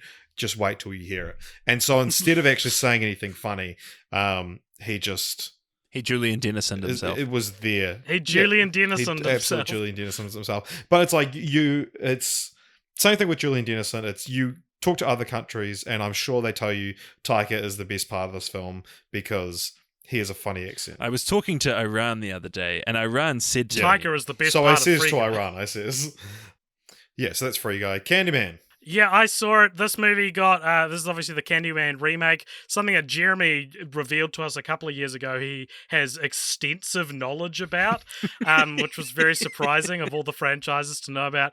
I didn't like this movie that much. It got very positive reviews. I just thought it was okay. I thought, I really liked the start of it, and it's about like an artist. And I kind of felt like the Candyman stuff ruined it because I was really enjoying watching an artist look for his new inspiration. And I was like, can you please just give me this movie? What's the name of the lead actor in it? It's the guy from Watchmen and Matrix. I have no idea who was in this movie. Oh, it's the someone the second. His name's someone. Oh, yeah, Abdul-Mateen. Yeah. He's great in it. And I really enjoyed watching him walk around like... What's the word? The film? No. What's the word for when like a area of town is like rooted for Gentrification. Gentrification. I was about to say it's not geriatric. Like seeing him walk around a gentrified town and all the stuff it has to say on that is pretty cool. But the Candyman stuff I thought was cheesier than the realistic tone the movie had set up. And I didn't think it was that good. Yeah, sadly. Damn, tell us how you really feel. Mm. So, also another film that only you saw last night in Soho, a film I was very excited for, and then just Why did you not see I this? have no. Well, I mean, I was in lockdown when it came out, and then I downloaded it, and then I never watched it. I had for context as well. I had a week of after I moved house that I had no internet, and I downloaded like 15, 20 films on this list that I was just going to sit and watch the entire week, but instead I played Spider-Man on PS5 again. And I platinumed it, don't worry. But okay. yeah, so there's a lot of films here that I would love to have been able to talk with you about, but if you want to talk about Spider-Man on PS5, I'm your guy. Well, I'll be light with my last night in Soho review because I don't want to. I know nothing about this film. I've managed to learn nothing about it other than apparently the fact it's not very good. But I still, and I would like to keep it that way. I'm going to turn my headphones off. No, I won't. I'm just going to say like they're still on. So. Like Thomasin McKenzie. New Zealand's own Thomasin McKenzie is fantastic in it, and I really want her to get a lead role in a movie like this that is better than this. I don't know. This I liked a lot of this movie, and then didn't like enough of it that it kind of made it one of those like concoctions of good and bad that I ultimately don't know how to feel about. But like it really called into question: am I an Edgar Wright fan? Right. Because when you're a budding film buff, especially ones the age of me and Richard, you know, you're doing NCEA because you're not an old man and etc. etc. Like you are basically told Edgar Wright is your favorite director, and like I kind of like accepted that, but like when I look at Edgar Wright's filmography, I love Hot Fuzz, and then I kind of like the rest of his movies, and I have various issues with the rest of his movies, and I'm starting to see like I don't think I'm actually that big a fan of Edgar Wright. Like practically, when I think of him as a director, incredible. You watch, he did like a director breakdown of several of his scenes from his different movies and the promo for Last Night in Soho.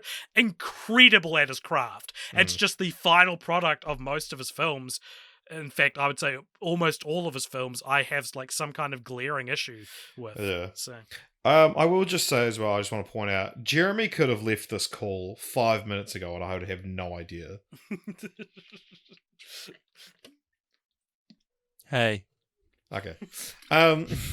We're almost at one of yours, Jeremy. So, Shang-Chi, The Legend of the Ten Rings, we just very recently did a podcast about this, so no point dwelling on this, but it was good. It's good. Yeah, it's good. Good, solid movie. There was the Cinderella remake, but apparently it was bad. There was that one clip of of her that was like all over TikTok, where she goes, "Now am I wrong?" And everyone's like, "Why did they do this to her?" Like, this was also the reason why James Corden dressed as a mouse and pelvic thrusted in the street. So I don't want to talk about I it. completely forgot about that. There was also Malignant, which was a horror movie, which is by all accounts very good. Missed it. That's a shame. Not even sure it like made it really to New Zealand, but anyway, Dear Evan Hansen, this is a Jeremy one. Take it away, guys. Jeremy. Heard great things. Here we go. So Dear Evan Hansen is truly one of my favorite musicals of all time. I've never seen it live on stage. I've watched like some kind of cam rips of certain parts of the show. So you haven't seen it, but you've watched it. Quite. No. I've seen shit. I don't know. I'm just going off the words you used, Jeremy. Yes. So, but like the cast recording, I have listened to it. I can't even tell you how many times I've listened to it. I know the plot back and forth. Like it's just, I love this musical. And when I heard that they were doing a movie of it, I was super excited because I was like, actually, this musical and its subject matter is actually really, like, I thought, really, really suitable for a movie format, actually. And it's, it's modern. It's not like a sort of period or fantasy musical that's, quite a lot of them are. And they were bringing back a number of the original cast from Broadway for it, including Ben Platt. How could you go wrong? The titular Evan Hansen. And my goodness. I mean, like, I heard the reviews, and I've got a couple of friends of mine who sort of are also very, very much into Dear Evan Hansen, and we were all kind of very excited. And then we saw the reviews rolling in because it came out in America before it came out in New Zealand, and it was just like, this is beyond woeful. It is actually an insult to the musical itself. And so I didn't actually watch it when it came to New Zealand. And then I actually watched it last night in preparation for this because I was like, okay, I was so excited for this. I need to actually see it and give a report, given that this is my role. I'm the movie musical guy. Can't wait to see what you have to say about West Side Story. Man, it's just so. I think Dear Evan Hansen is the movie to watch if you don't understand why it's so difficult to make a good movie musical, because it just lays bare so quickly how very difficult it is to get, and all the different parts of why it's difficult to get characters singing in the middle of a scene. So they make a very weird decision, and I hope that this is the very final nail in the coffin of the stupid,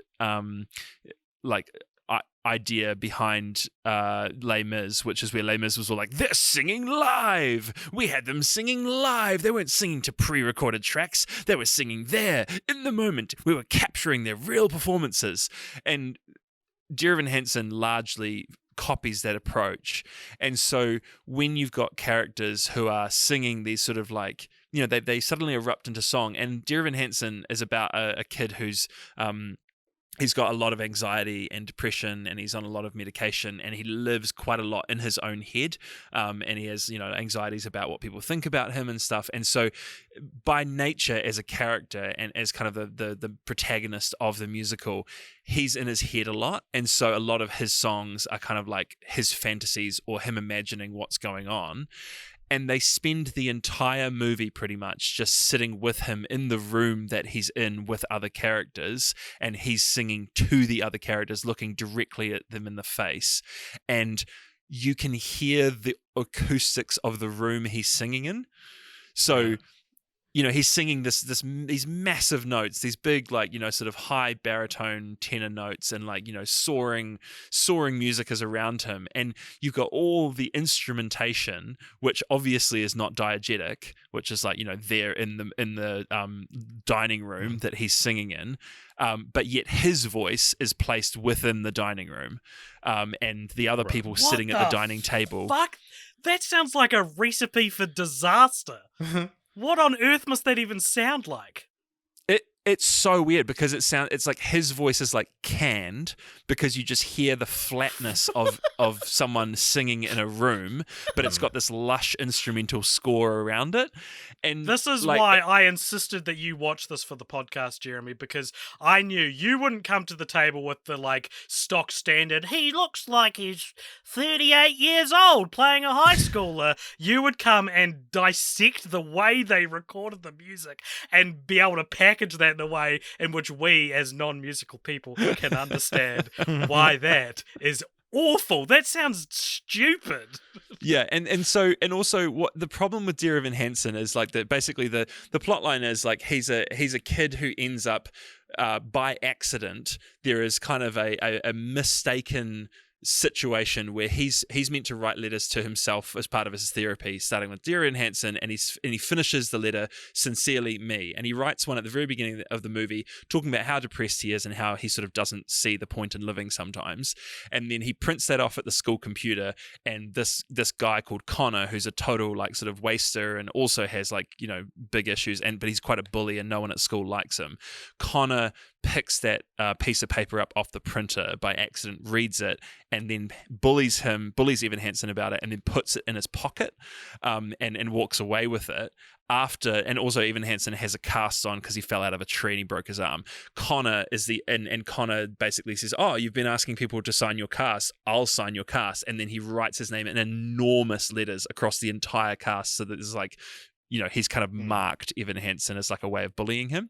So anyway, Connor, like a couple of weeks later, like commits suicide, and then his parents find this letter that's addressed Dear Evan Hansen in his pocket, and it's signed Sincerely Me. And so they assume that Evan was extremely close friends with Connor and like Connor's only good friend. And so then Evan kind of starts to play into that because he finally feels like he belongs. And Connor's family is really wonderful. They're really wealthy. And also Connor's younger sister is a girl that Evan is kind of obsessed with. And so the thing is, on stage, I actually love that as a setup for a film. I think that's such a it's actually it's a brilliant, like it's a very complicated situation to put a character into. Similar to World's Greatest Dad. It's like it's a very interesting setup. Is World's Greatest Dad the most obscure movie we've talked about the most on this podcast? That movie has come up so many times without ever covering it. Yeah. Yeah. So on a stage, right, where you've got on Broadway, you've got about 1,000 people watching you, right, and you're sitting in an audience with 1,000 people along with you, looking at a stage, and everyone's kind of bought into this idea that we're watching something live. We're watching people on a stage look at us and sing at us, and we're hearing the lyrics, and we're like seeing a representation of real life on the stage. And so there's an automatic buy-in to things that are a little bit ridiculous, and also, you know, everything's happening on one stage in front of you. So they bring in tables and chairs, but then they don't have like a full scene.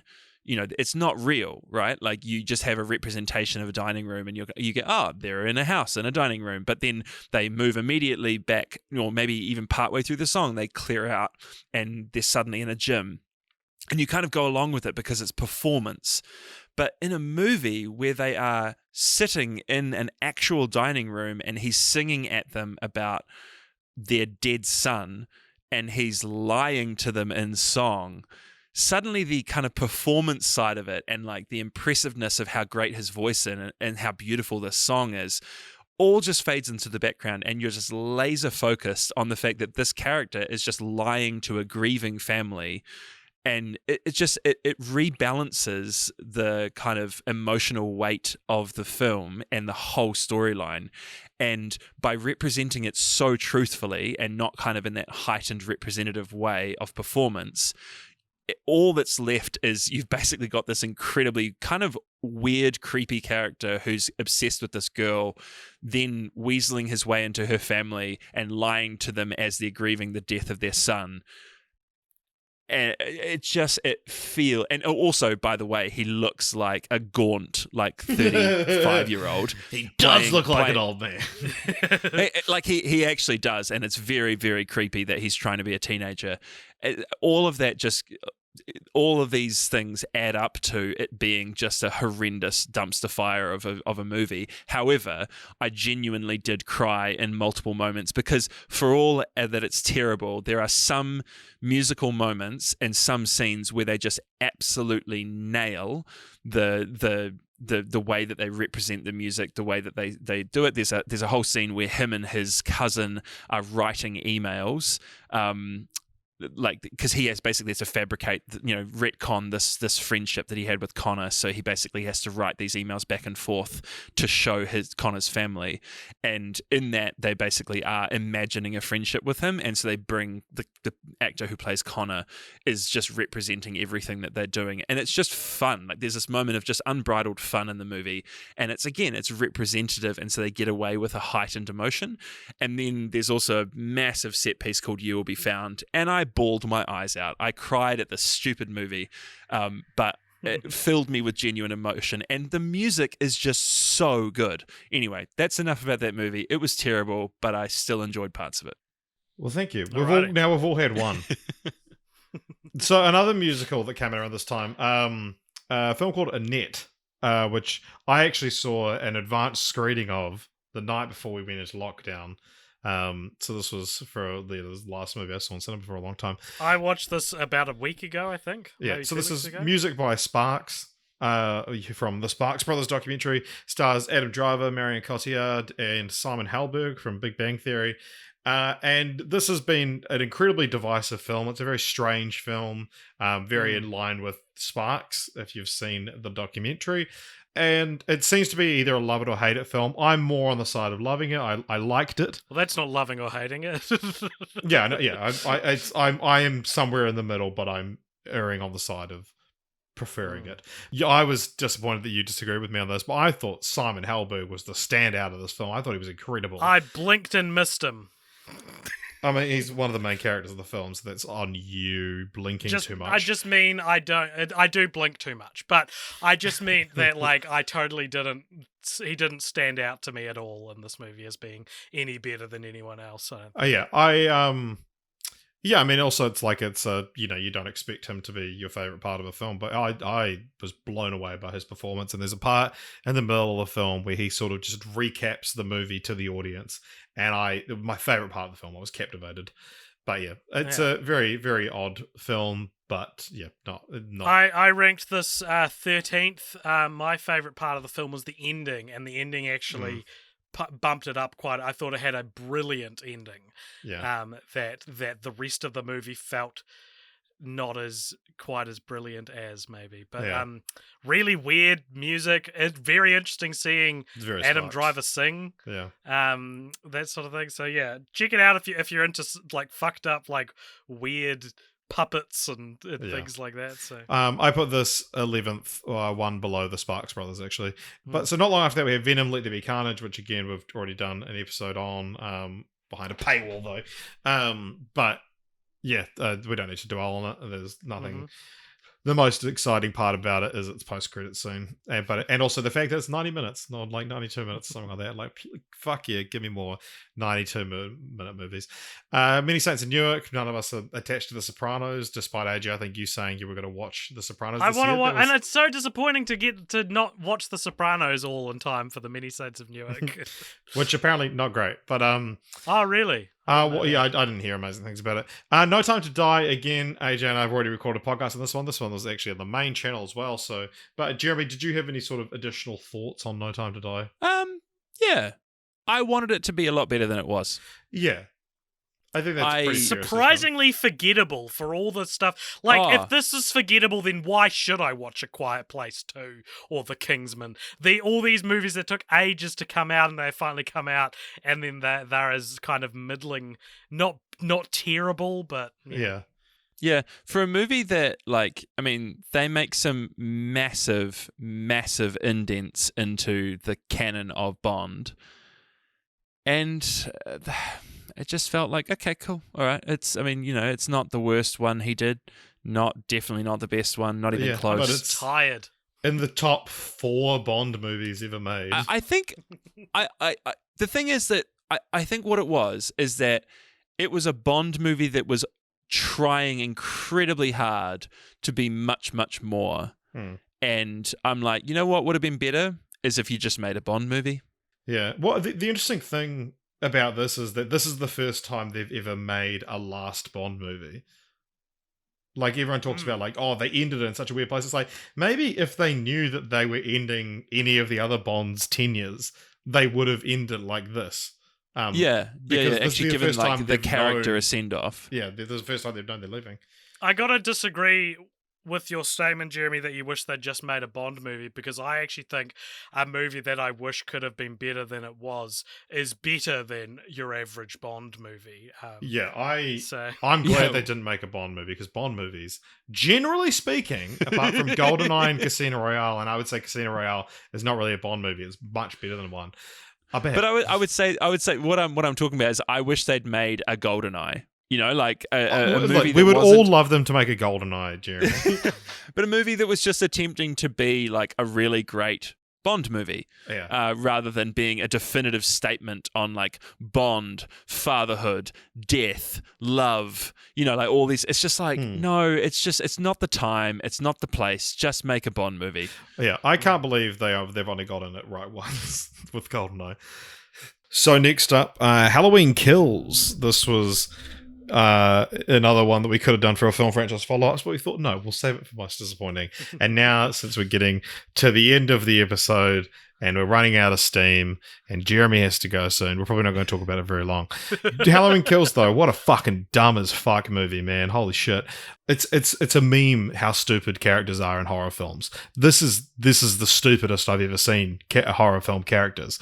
It's supposed to be a commentary on mob justice, but it really misses the mark. One thing that's really interesting about it, though, is so it does the whole, like, Michael Myers is, you know, like, is an otherworldly force kind of thing. Whereas in the 2018 film, they really tried to make it more like he's just a man who's, like, you know. But this one really tried to drive home, like, this dude is a zombie, you know. And I read an interesting Reddit comment from someone who saw, like, a very early screening of the film, you know, like a test screening, and they said there's a moment in the film where the town thinks they've killed Michael Myers and goes like, all right, everyone, let's celebrate, and then Michael gets up and, you know, slaughters them all. And they said that, like, in the test screen, that movie was like, that moment was like a jaw-dropping reveal, and it's like you genuinely were shocked to see him come back. And it's like, how on earth would that be shocking? Yeah, but it's like but they just said, but they said, like, that scene was edited so weirdly and differently in the final cut of the film that they were like, I can't believe they would change that like that. And I mean, I'm the same. I'm like, how could you make that reveal shocking? The second in a planned trilogy, and they've killed him. Like, oh, will he come back? I'm ashamed to say I couldn't quite make myself give this anything less than 3 stars. I think it might be the last 3-star movie I rated. Like, the next thing below it is 2.5. I thought this was worse than Space Jam. I thought this was better than Justice League. so we can all just piss on each other's faces with that. Something I enjoyed doing. I thought that you're talking about your dates again. There is enough.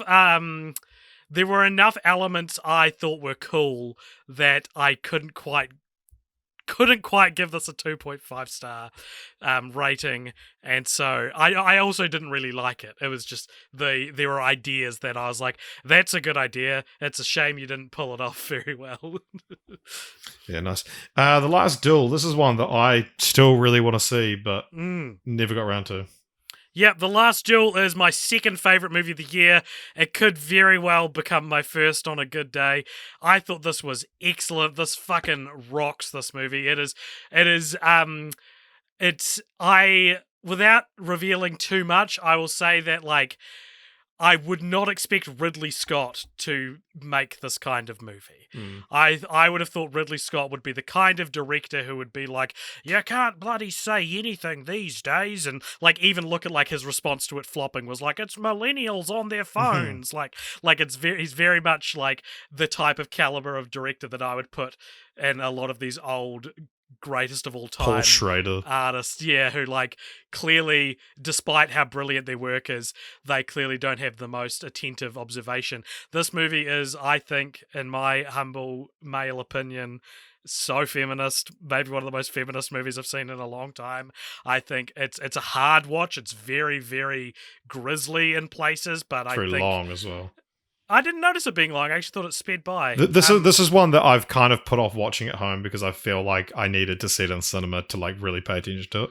Right. Well, I thought it was genuinely brilliant. I do want to watch it. And if you're a Ridley Scott fan, I would say it is his antithesis, literally his antithesis to Gladiator, because Gladiator is a movie about fighting for glory, and this is a movie about the squabbles of silly men.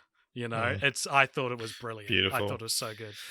Now, for one of the biggest releases of the year, one that you guys were very excited for, and I always felt this weird distance from, and that's Dune. And that distance is exemplified by the fact that I just never saw it. The last 3 weekends, I've made loose plans to be like, hey, like Dune's going to be out of cinemas soon. This Sunday I'm going to go. Never got. No, I haven't had any free time the last 3 weekends, so that's partially why. This is my favorite movie of the year, and maybe that's because I wanted it to be, but I'm only human. Genuinely, I think that like Spider-Man: No Way Home is my favorite of the year because, like, of course it was going to be. I could have ranked that at the start of the year, and I feel like Dune is the same for you.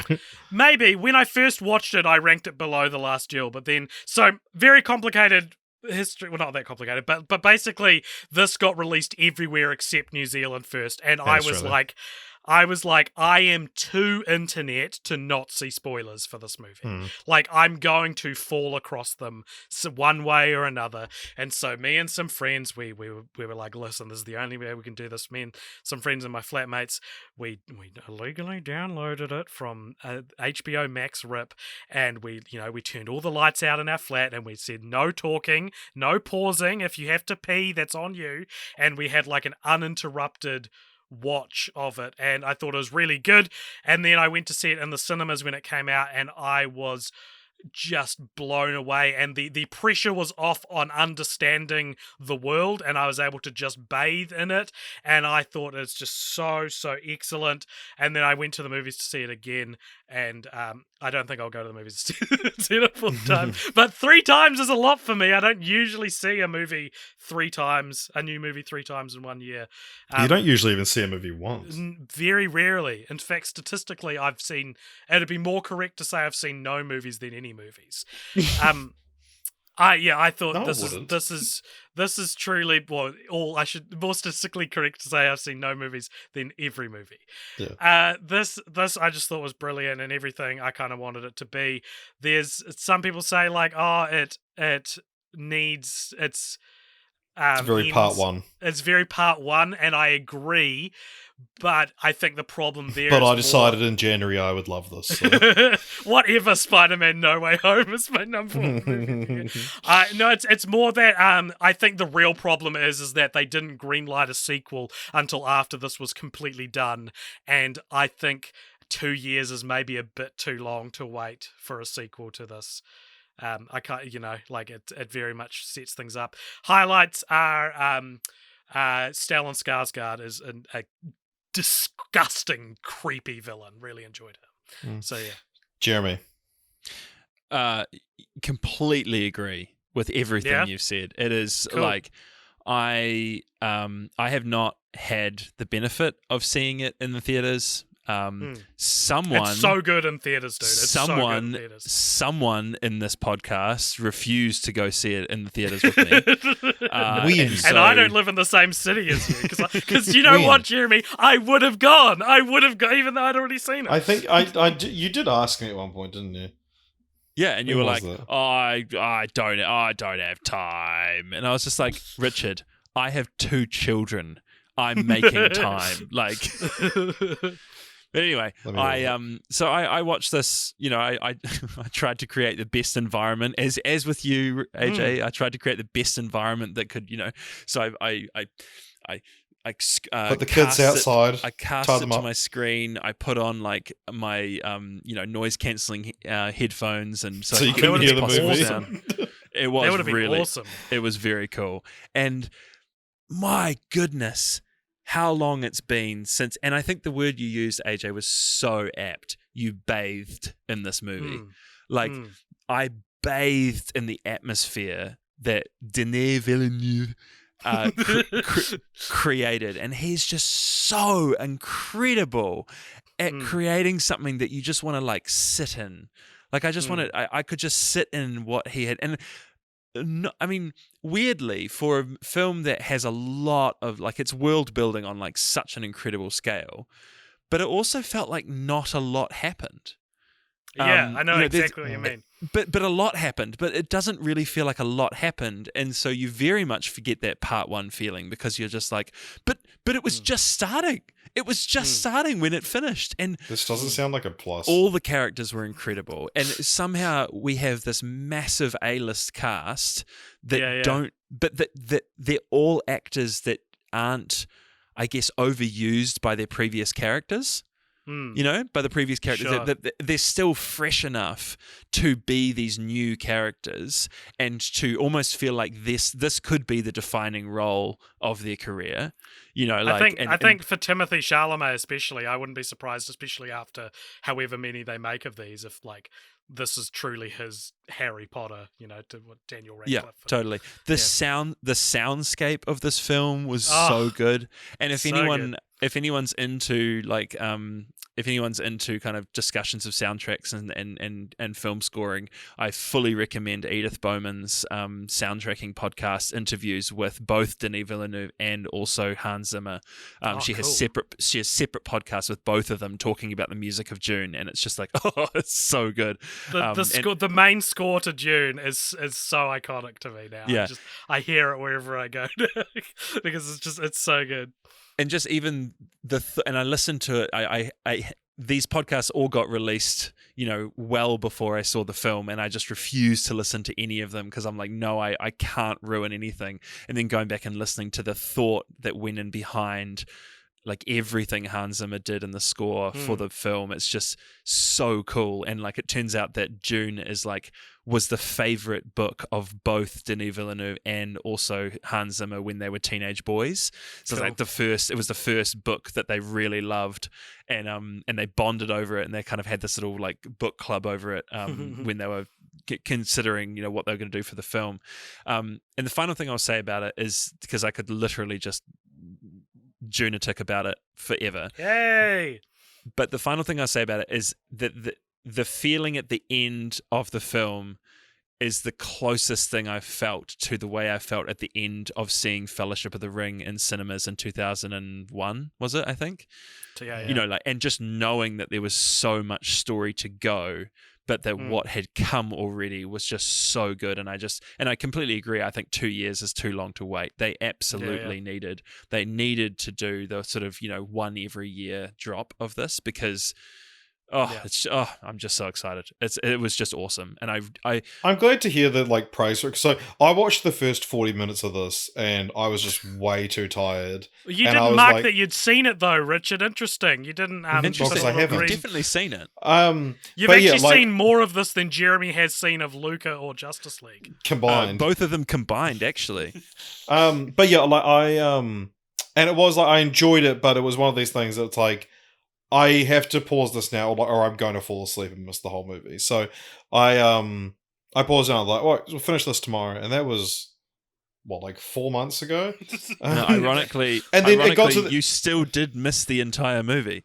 Well, I got to the point where it's like it was. You could have left it. You could have kept it on and get the same experience. Yeah.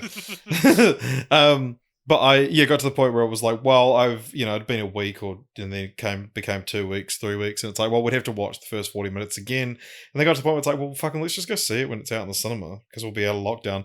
And then I just didn't. Even though you were given perfectly good opportunities to. No, I've had so little free time since the start of December. But I do want to say, and it's interesting though, that, like I actually haven't heard this level of praise for the movie. What kind of the general like if someone asks me what's the general consensus on Dune, I would say what I've heard is it's good, but I can't wait for the second one. But I haven't seen a whole movie yet.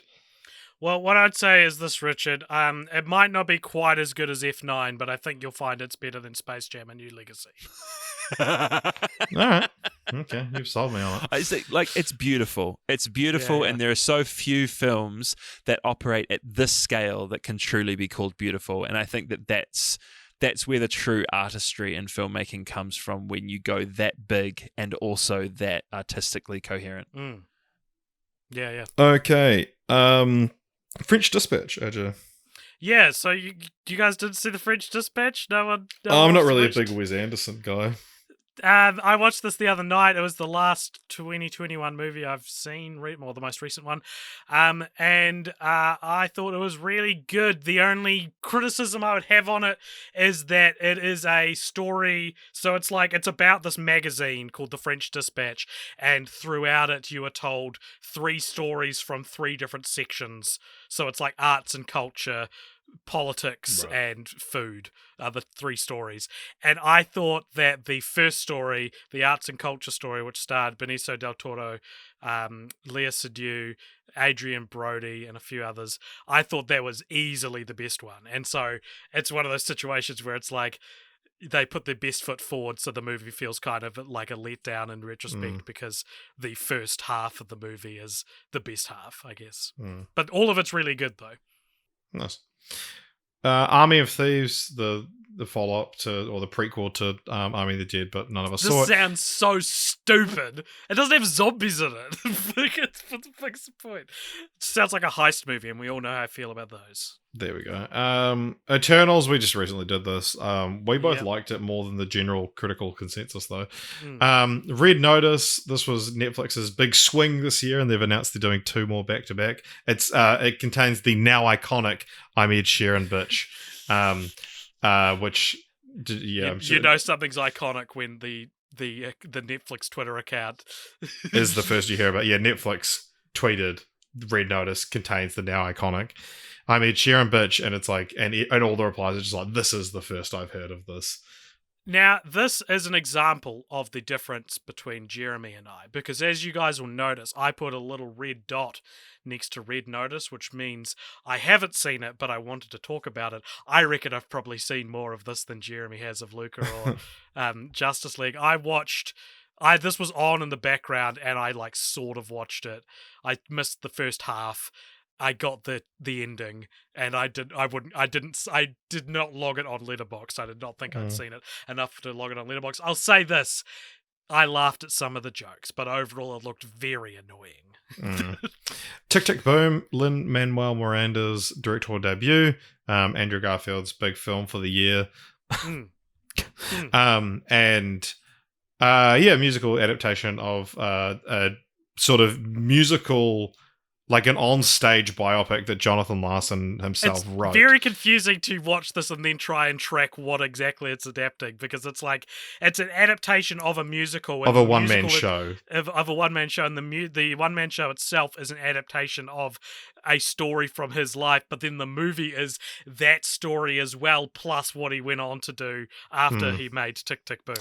But I thought it was really good, and there's if you haven't seen anything from it, you might have seen the scene where him and Vanessa Hudgens. Oh yeah, 3090 is great, but there's also a song called Therapy, which is between him and Vanessa Hudgens, and it's incredibly fun to watch. Yeah. Have you seen that at all, Jeremy, or do you know anything about Tick Tick Boom? No, I mean I know the basics of the story that it's based on, which is the creation of Rent. Sort of. It's more about the creation. It's about the guy who created Rent. Yeah, it's not really about the creation of Rent. Yeah. Right. Anyway, I watched this on the other, because I've been wanting to watch this movie for so long, and finally got around to watching it, and again, was just too tired, and paused the movie about halfway through. Have you not finished it? Yeah, I haven't finished it. Oh my god! I haven't had a free hour to finish the movie since. You know what, Richard? You're just like Jeremy, because you put a green dot next to this. Okay. You look Have so you- offended at me saying you're just like. Not only did he put a green dot next to it, he said, "I still have an hour to go on it, but I will finish it before we record." Wow. Right, so you've watched it, but you haven't seen it. That's a very convenient place to stop reading, Jeremy. Yes, because you added the update I did not finish, like, while we were recording. No, I didn't. It was before we started recording, Jeremy. And like, I You don't know shit, Jeremy. I added the update later. That's what updates are fucking for, Jeremy. Okay. Home Sweet Home Alone. AJ, tell us how this shitty movie was shit. Home Sweet Home Alone wasn't that bad. It was better than any of the Netflix Christmas movies we watched. Okay, well there you go. Glowing review. Power of the Dog. The main problem with Home Sweet Home Alone is that they try to make the equivalent of the bandits likable characters, like good people, and because of that, they are like the kid is Evil. Clearly the villain of the movie, even though he's not intended to be. And what's that kid's name? It's like Archie. Someone. He's from Archie Yates.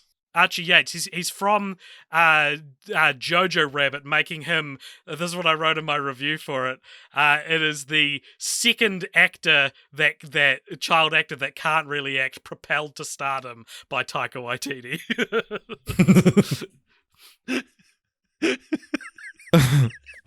So then, one movie we skipped over, two movies, and we can just do a quick review. Clifford the Big Red Dog versus The Power of the Dog. Which one's better, AJ? I have not seen Clifford the Big Red Dog, but The Power of the Dog is excellent. You guys, I think, would both love it. Again, it is my fourth favorite film of the It won year. the Golden Globe.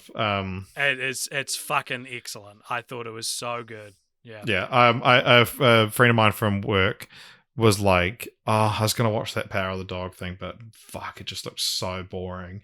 And then they won the Golden Globe that day, and then he came to work the next day and was like, "I was at home last night and I was bored, and I thought, well, I may as well continue being bored, so I put on the Power of the Dog, and my god, that film is a masterpiece." I genuinely think both of you would really enjoy it. It's Jane Campion, New Zealand's own Jane Campion, filmed in Twizel, as now apparently that's the place to film westerns. Yeah. Twizel. It has Benedict Cumberbatch, Jesse Plemons, Kirsten Dunst, Cody Smith-McPhee. It's so good. It's so fucking good. Yeah, it's if you want to make a western, you film it in Twizel, you cast Cody Smith-McPhee. Isn't? Oh no, Benedict Cumberbatch isn't in Slow West, is he? No, it's Michael Fassbender. Yeah, I will watch Power of the Dog, and I'm sure it'll come up in our Oscars podcast later in the year. Ghostbusters Afterlife. I watched this the other day. I heard a lot of like middling stuff about it. I heard it wasn't that great. I thought it's really fun. I really like a lot of the new cast. The main problem with it is that much in the way of, like, it follows in the footsteps of something like The Force Awakens, where instead of developing its own story, it's basically a retread, like an in-canon retread of the first movie. A recall. You know what I mean? Yeah, sort of, but in the sense that it's like, it's giving you the first movie again because that was the one you liked. And I think they probably could have achieved largely the same result by not having Gozer and Zool and Stay Puft return. I think you could have created an original mythology for it that, you know, basically achieved the same result. And my theory is that this is what the original script looked like, because very late in the movie, they introduce a, like, sort of ghostly character who's like the founder of this town, and he's in it very briefly, and it's a cameo role basically from a named actor that you will all know. And it felt Bill Murray. It felt so much like this was supposed to be something much bigger in the original film, yeah. I'm going to look up who the actor is. I can just tell you, and I'll cut it out if you want. Is it Celeste O'Connor? No, it's J.K. Simmons. Oh, fun. Is it like in a human form? Or is it? Yes, or sort of he's like risen from the dead, and then gets killed on screen within the scene he's been introduced in. It's very interesting. It's like a joke. It's like, oh, they got JK. Oh, he's dead. Yeah, although because he's quite good. He's been in all of Jason Reitman's films, so that's probably why.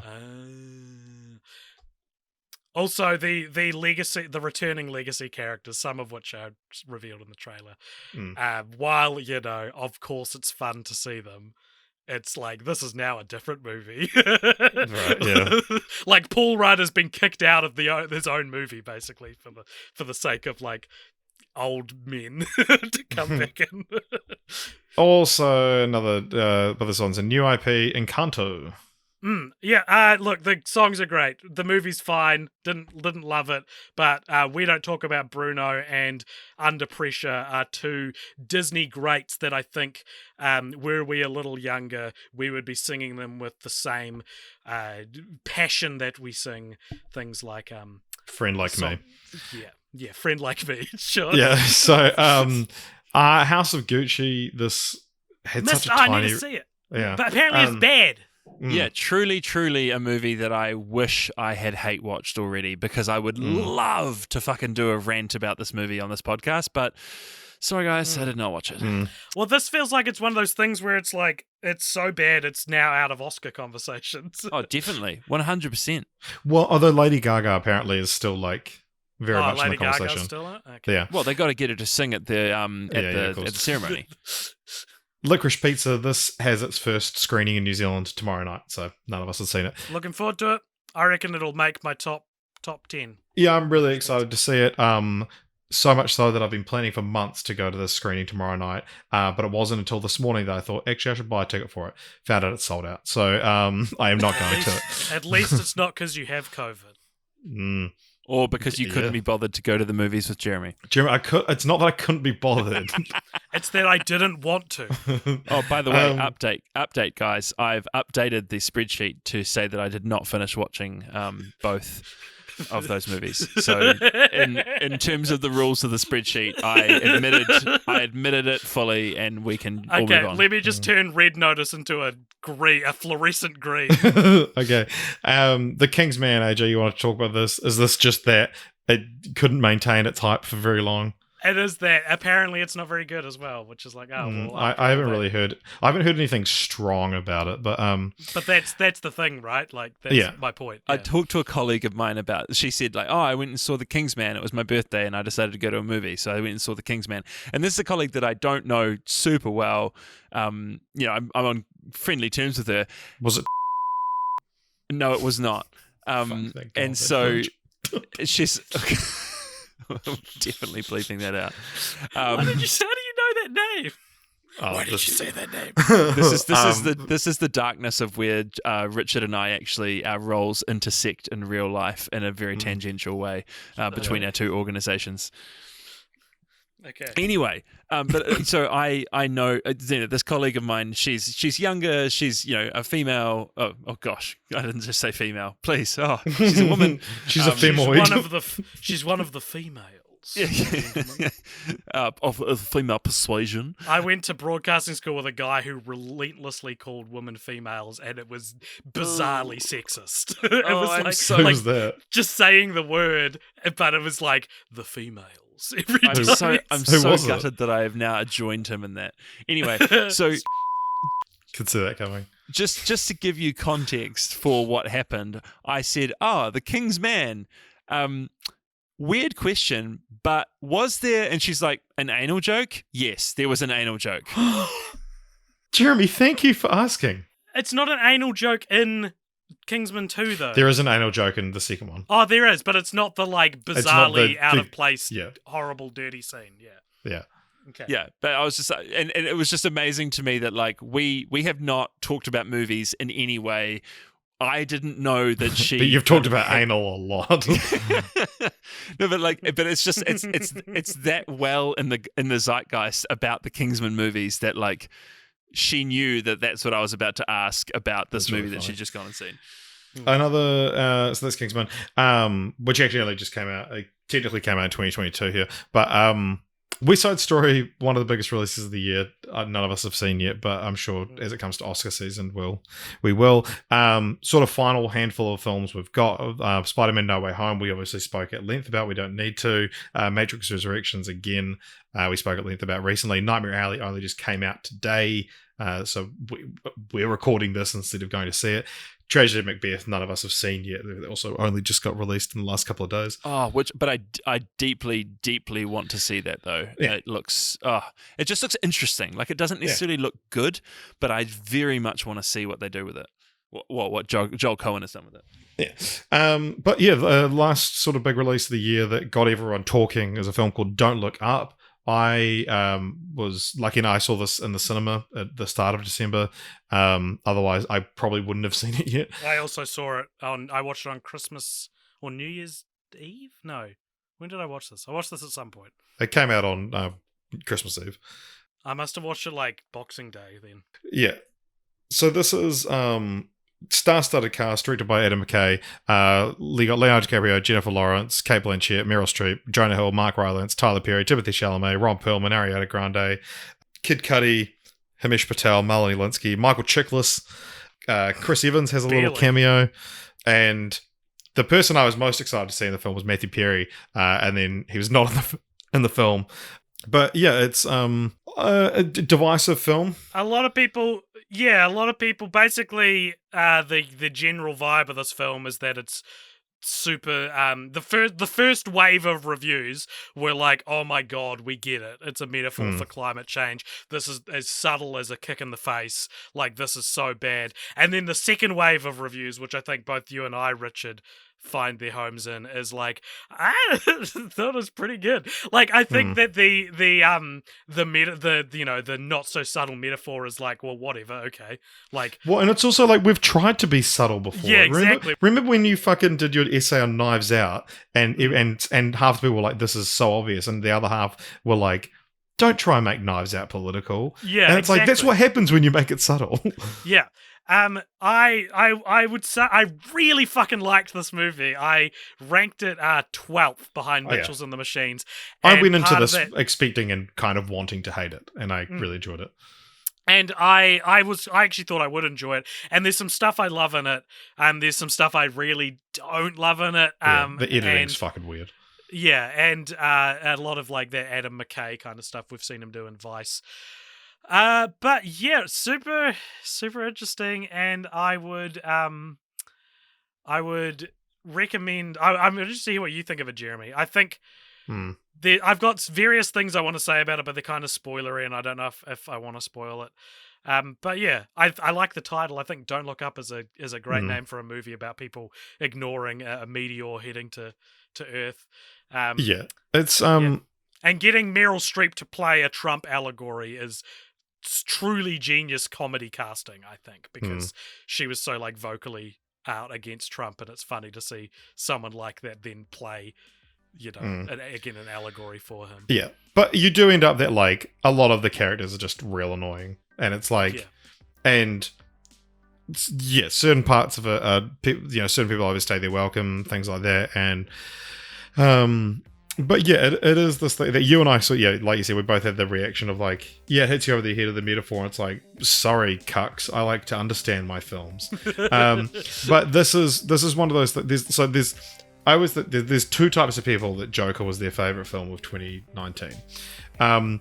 One is a gamer, and the other is the kind of person who only saw one movie nominated for Oscars that year, and it was Joker because it was the biggest one. And that second group of people Don't Look Up as their favorite film of this year, of 2021. It's the same kind of like, it's the only sort of vaguely challenging intellectual sort of film they watch, and so it's like it has that kind of element to it where I think I want to be a little bit holier than thou with it.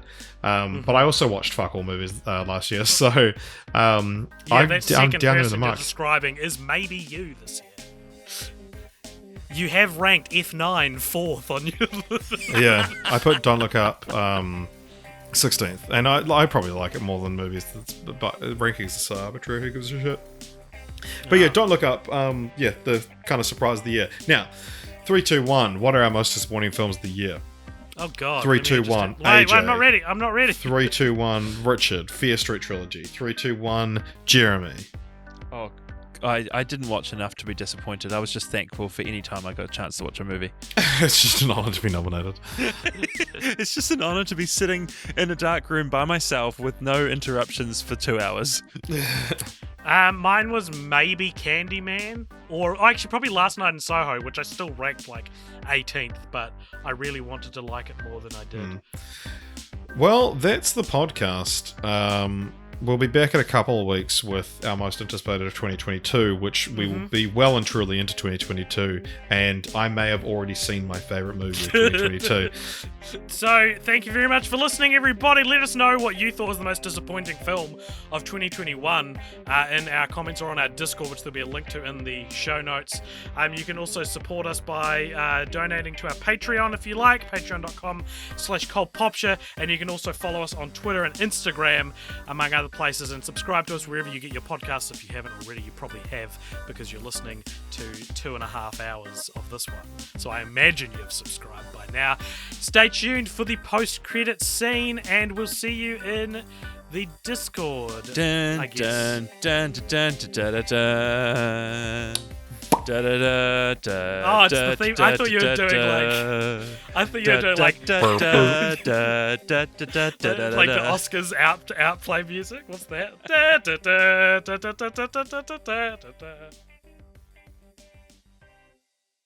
Okay, welcome along to the post-credits scene. This is a segment where at the end of each episode, if you donate $5 or more over at patreon.com/ColdPopture, you get to give us something to talk about in this, the post-credits scene. Jeremy's still here. The man will not quit. Am I the only guest who always stays to the post-credits scene? You're not a guest, you're a sometimes host. It's different. Jeremy is a sometimes host. Richard, who is today's post-credit scene from, and what is it? Today's post-credit scene comes to us from Joshua Cole, who writes, "You have to share a bunk bed in perpetuity. Who gets the top bunk? No switching." I'm taking bottom bunk, dude. Fuck. I'm that. taking the bottom bunk. No, I said it first. I get too claustrophobic on the top bunk. Interesting that this is a question that can only be answered by a pair of people. It's a binary and not a question. third strangler. Yeah. And you know what? This wasn't even the next question, but I thought I didn't want to have to think about something too hard. So I did a different question. I will fight you for that bottom bunk, Richard. I will fight you. I will cut your throat. Right, well... well, I'm a lover, not a fighter, so I will sleep on that bottom bunk with you. I actually prefer that. Did you guys have to share bunks when you were kids? No. The two of us, we didn't know each other until we were in our 20s. Thank you. No, but did you ever have to sleep in bunk beds? If we were on holiday somewhere and... No, we had main installations. Yeah, we had I think I shared a bunk with both my younger and older siblings. Were you... At some point in my life. Which bunk were you? When I that's the thing. When I was young, it was of course I want the top bunk. Yeah. When I grew up, I was like, no, I'm taking. I would rather have my throat cut than take the top bunk. We're sharing the bottom bunk. That's the answer, Josh. But it's top bunks are seem like such a cool idea. And then you get up there, I cannot. I think I've already told this story before on a post-credit scene, but I sleeping with the ceiling too close to my face. Freaks me out. Feels like I'm sleeping in a coffin. Hate it. And then having to get up and down in the middle of the night. Jeremy, did you have to share? It's like living in a loft. Jeremy, did you ever have to have bunk beds? Yeah, so my older brother and I shared a room with bunks for many, many years. And because he was the older brother, he always got to choose the top bunk, and he always did. And I was always really pissed off about it. Not just because I wanted the top bunk, but also because he rocks himself to sleep. And talking to his wife now, he still rocks himself to sleep, and he sort of goes honey, he's masturbating. Sounds like he might be doing something else. He's masturbating. I'm sorry to be the one to tell you this. He would do kind of like two rocks on either side, and we had a wooden bunk bed, and then it'd start rocking really fast, and then it'd stop. When he was at the top, because he was on the top, it would rock the entire bed back and forth for maybe 40 minutes while he got himself to sleep every night. And I hated it. It do be like that sometimes. Do you know what's most fascinating about that story, Jeremy? Story-me. That story, it's Jeremy. Story-me time. Is I did not know you had a brother.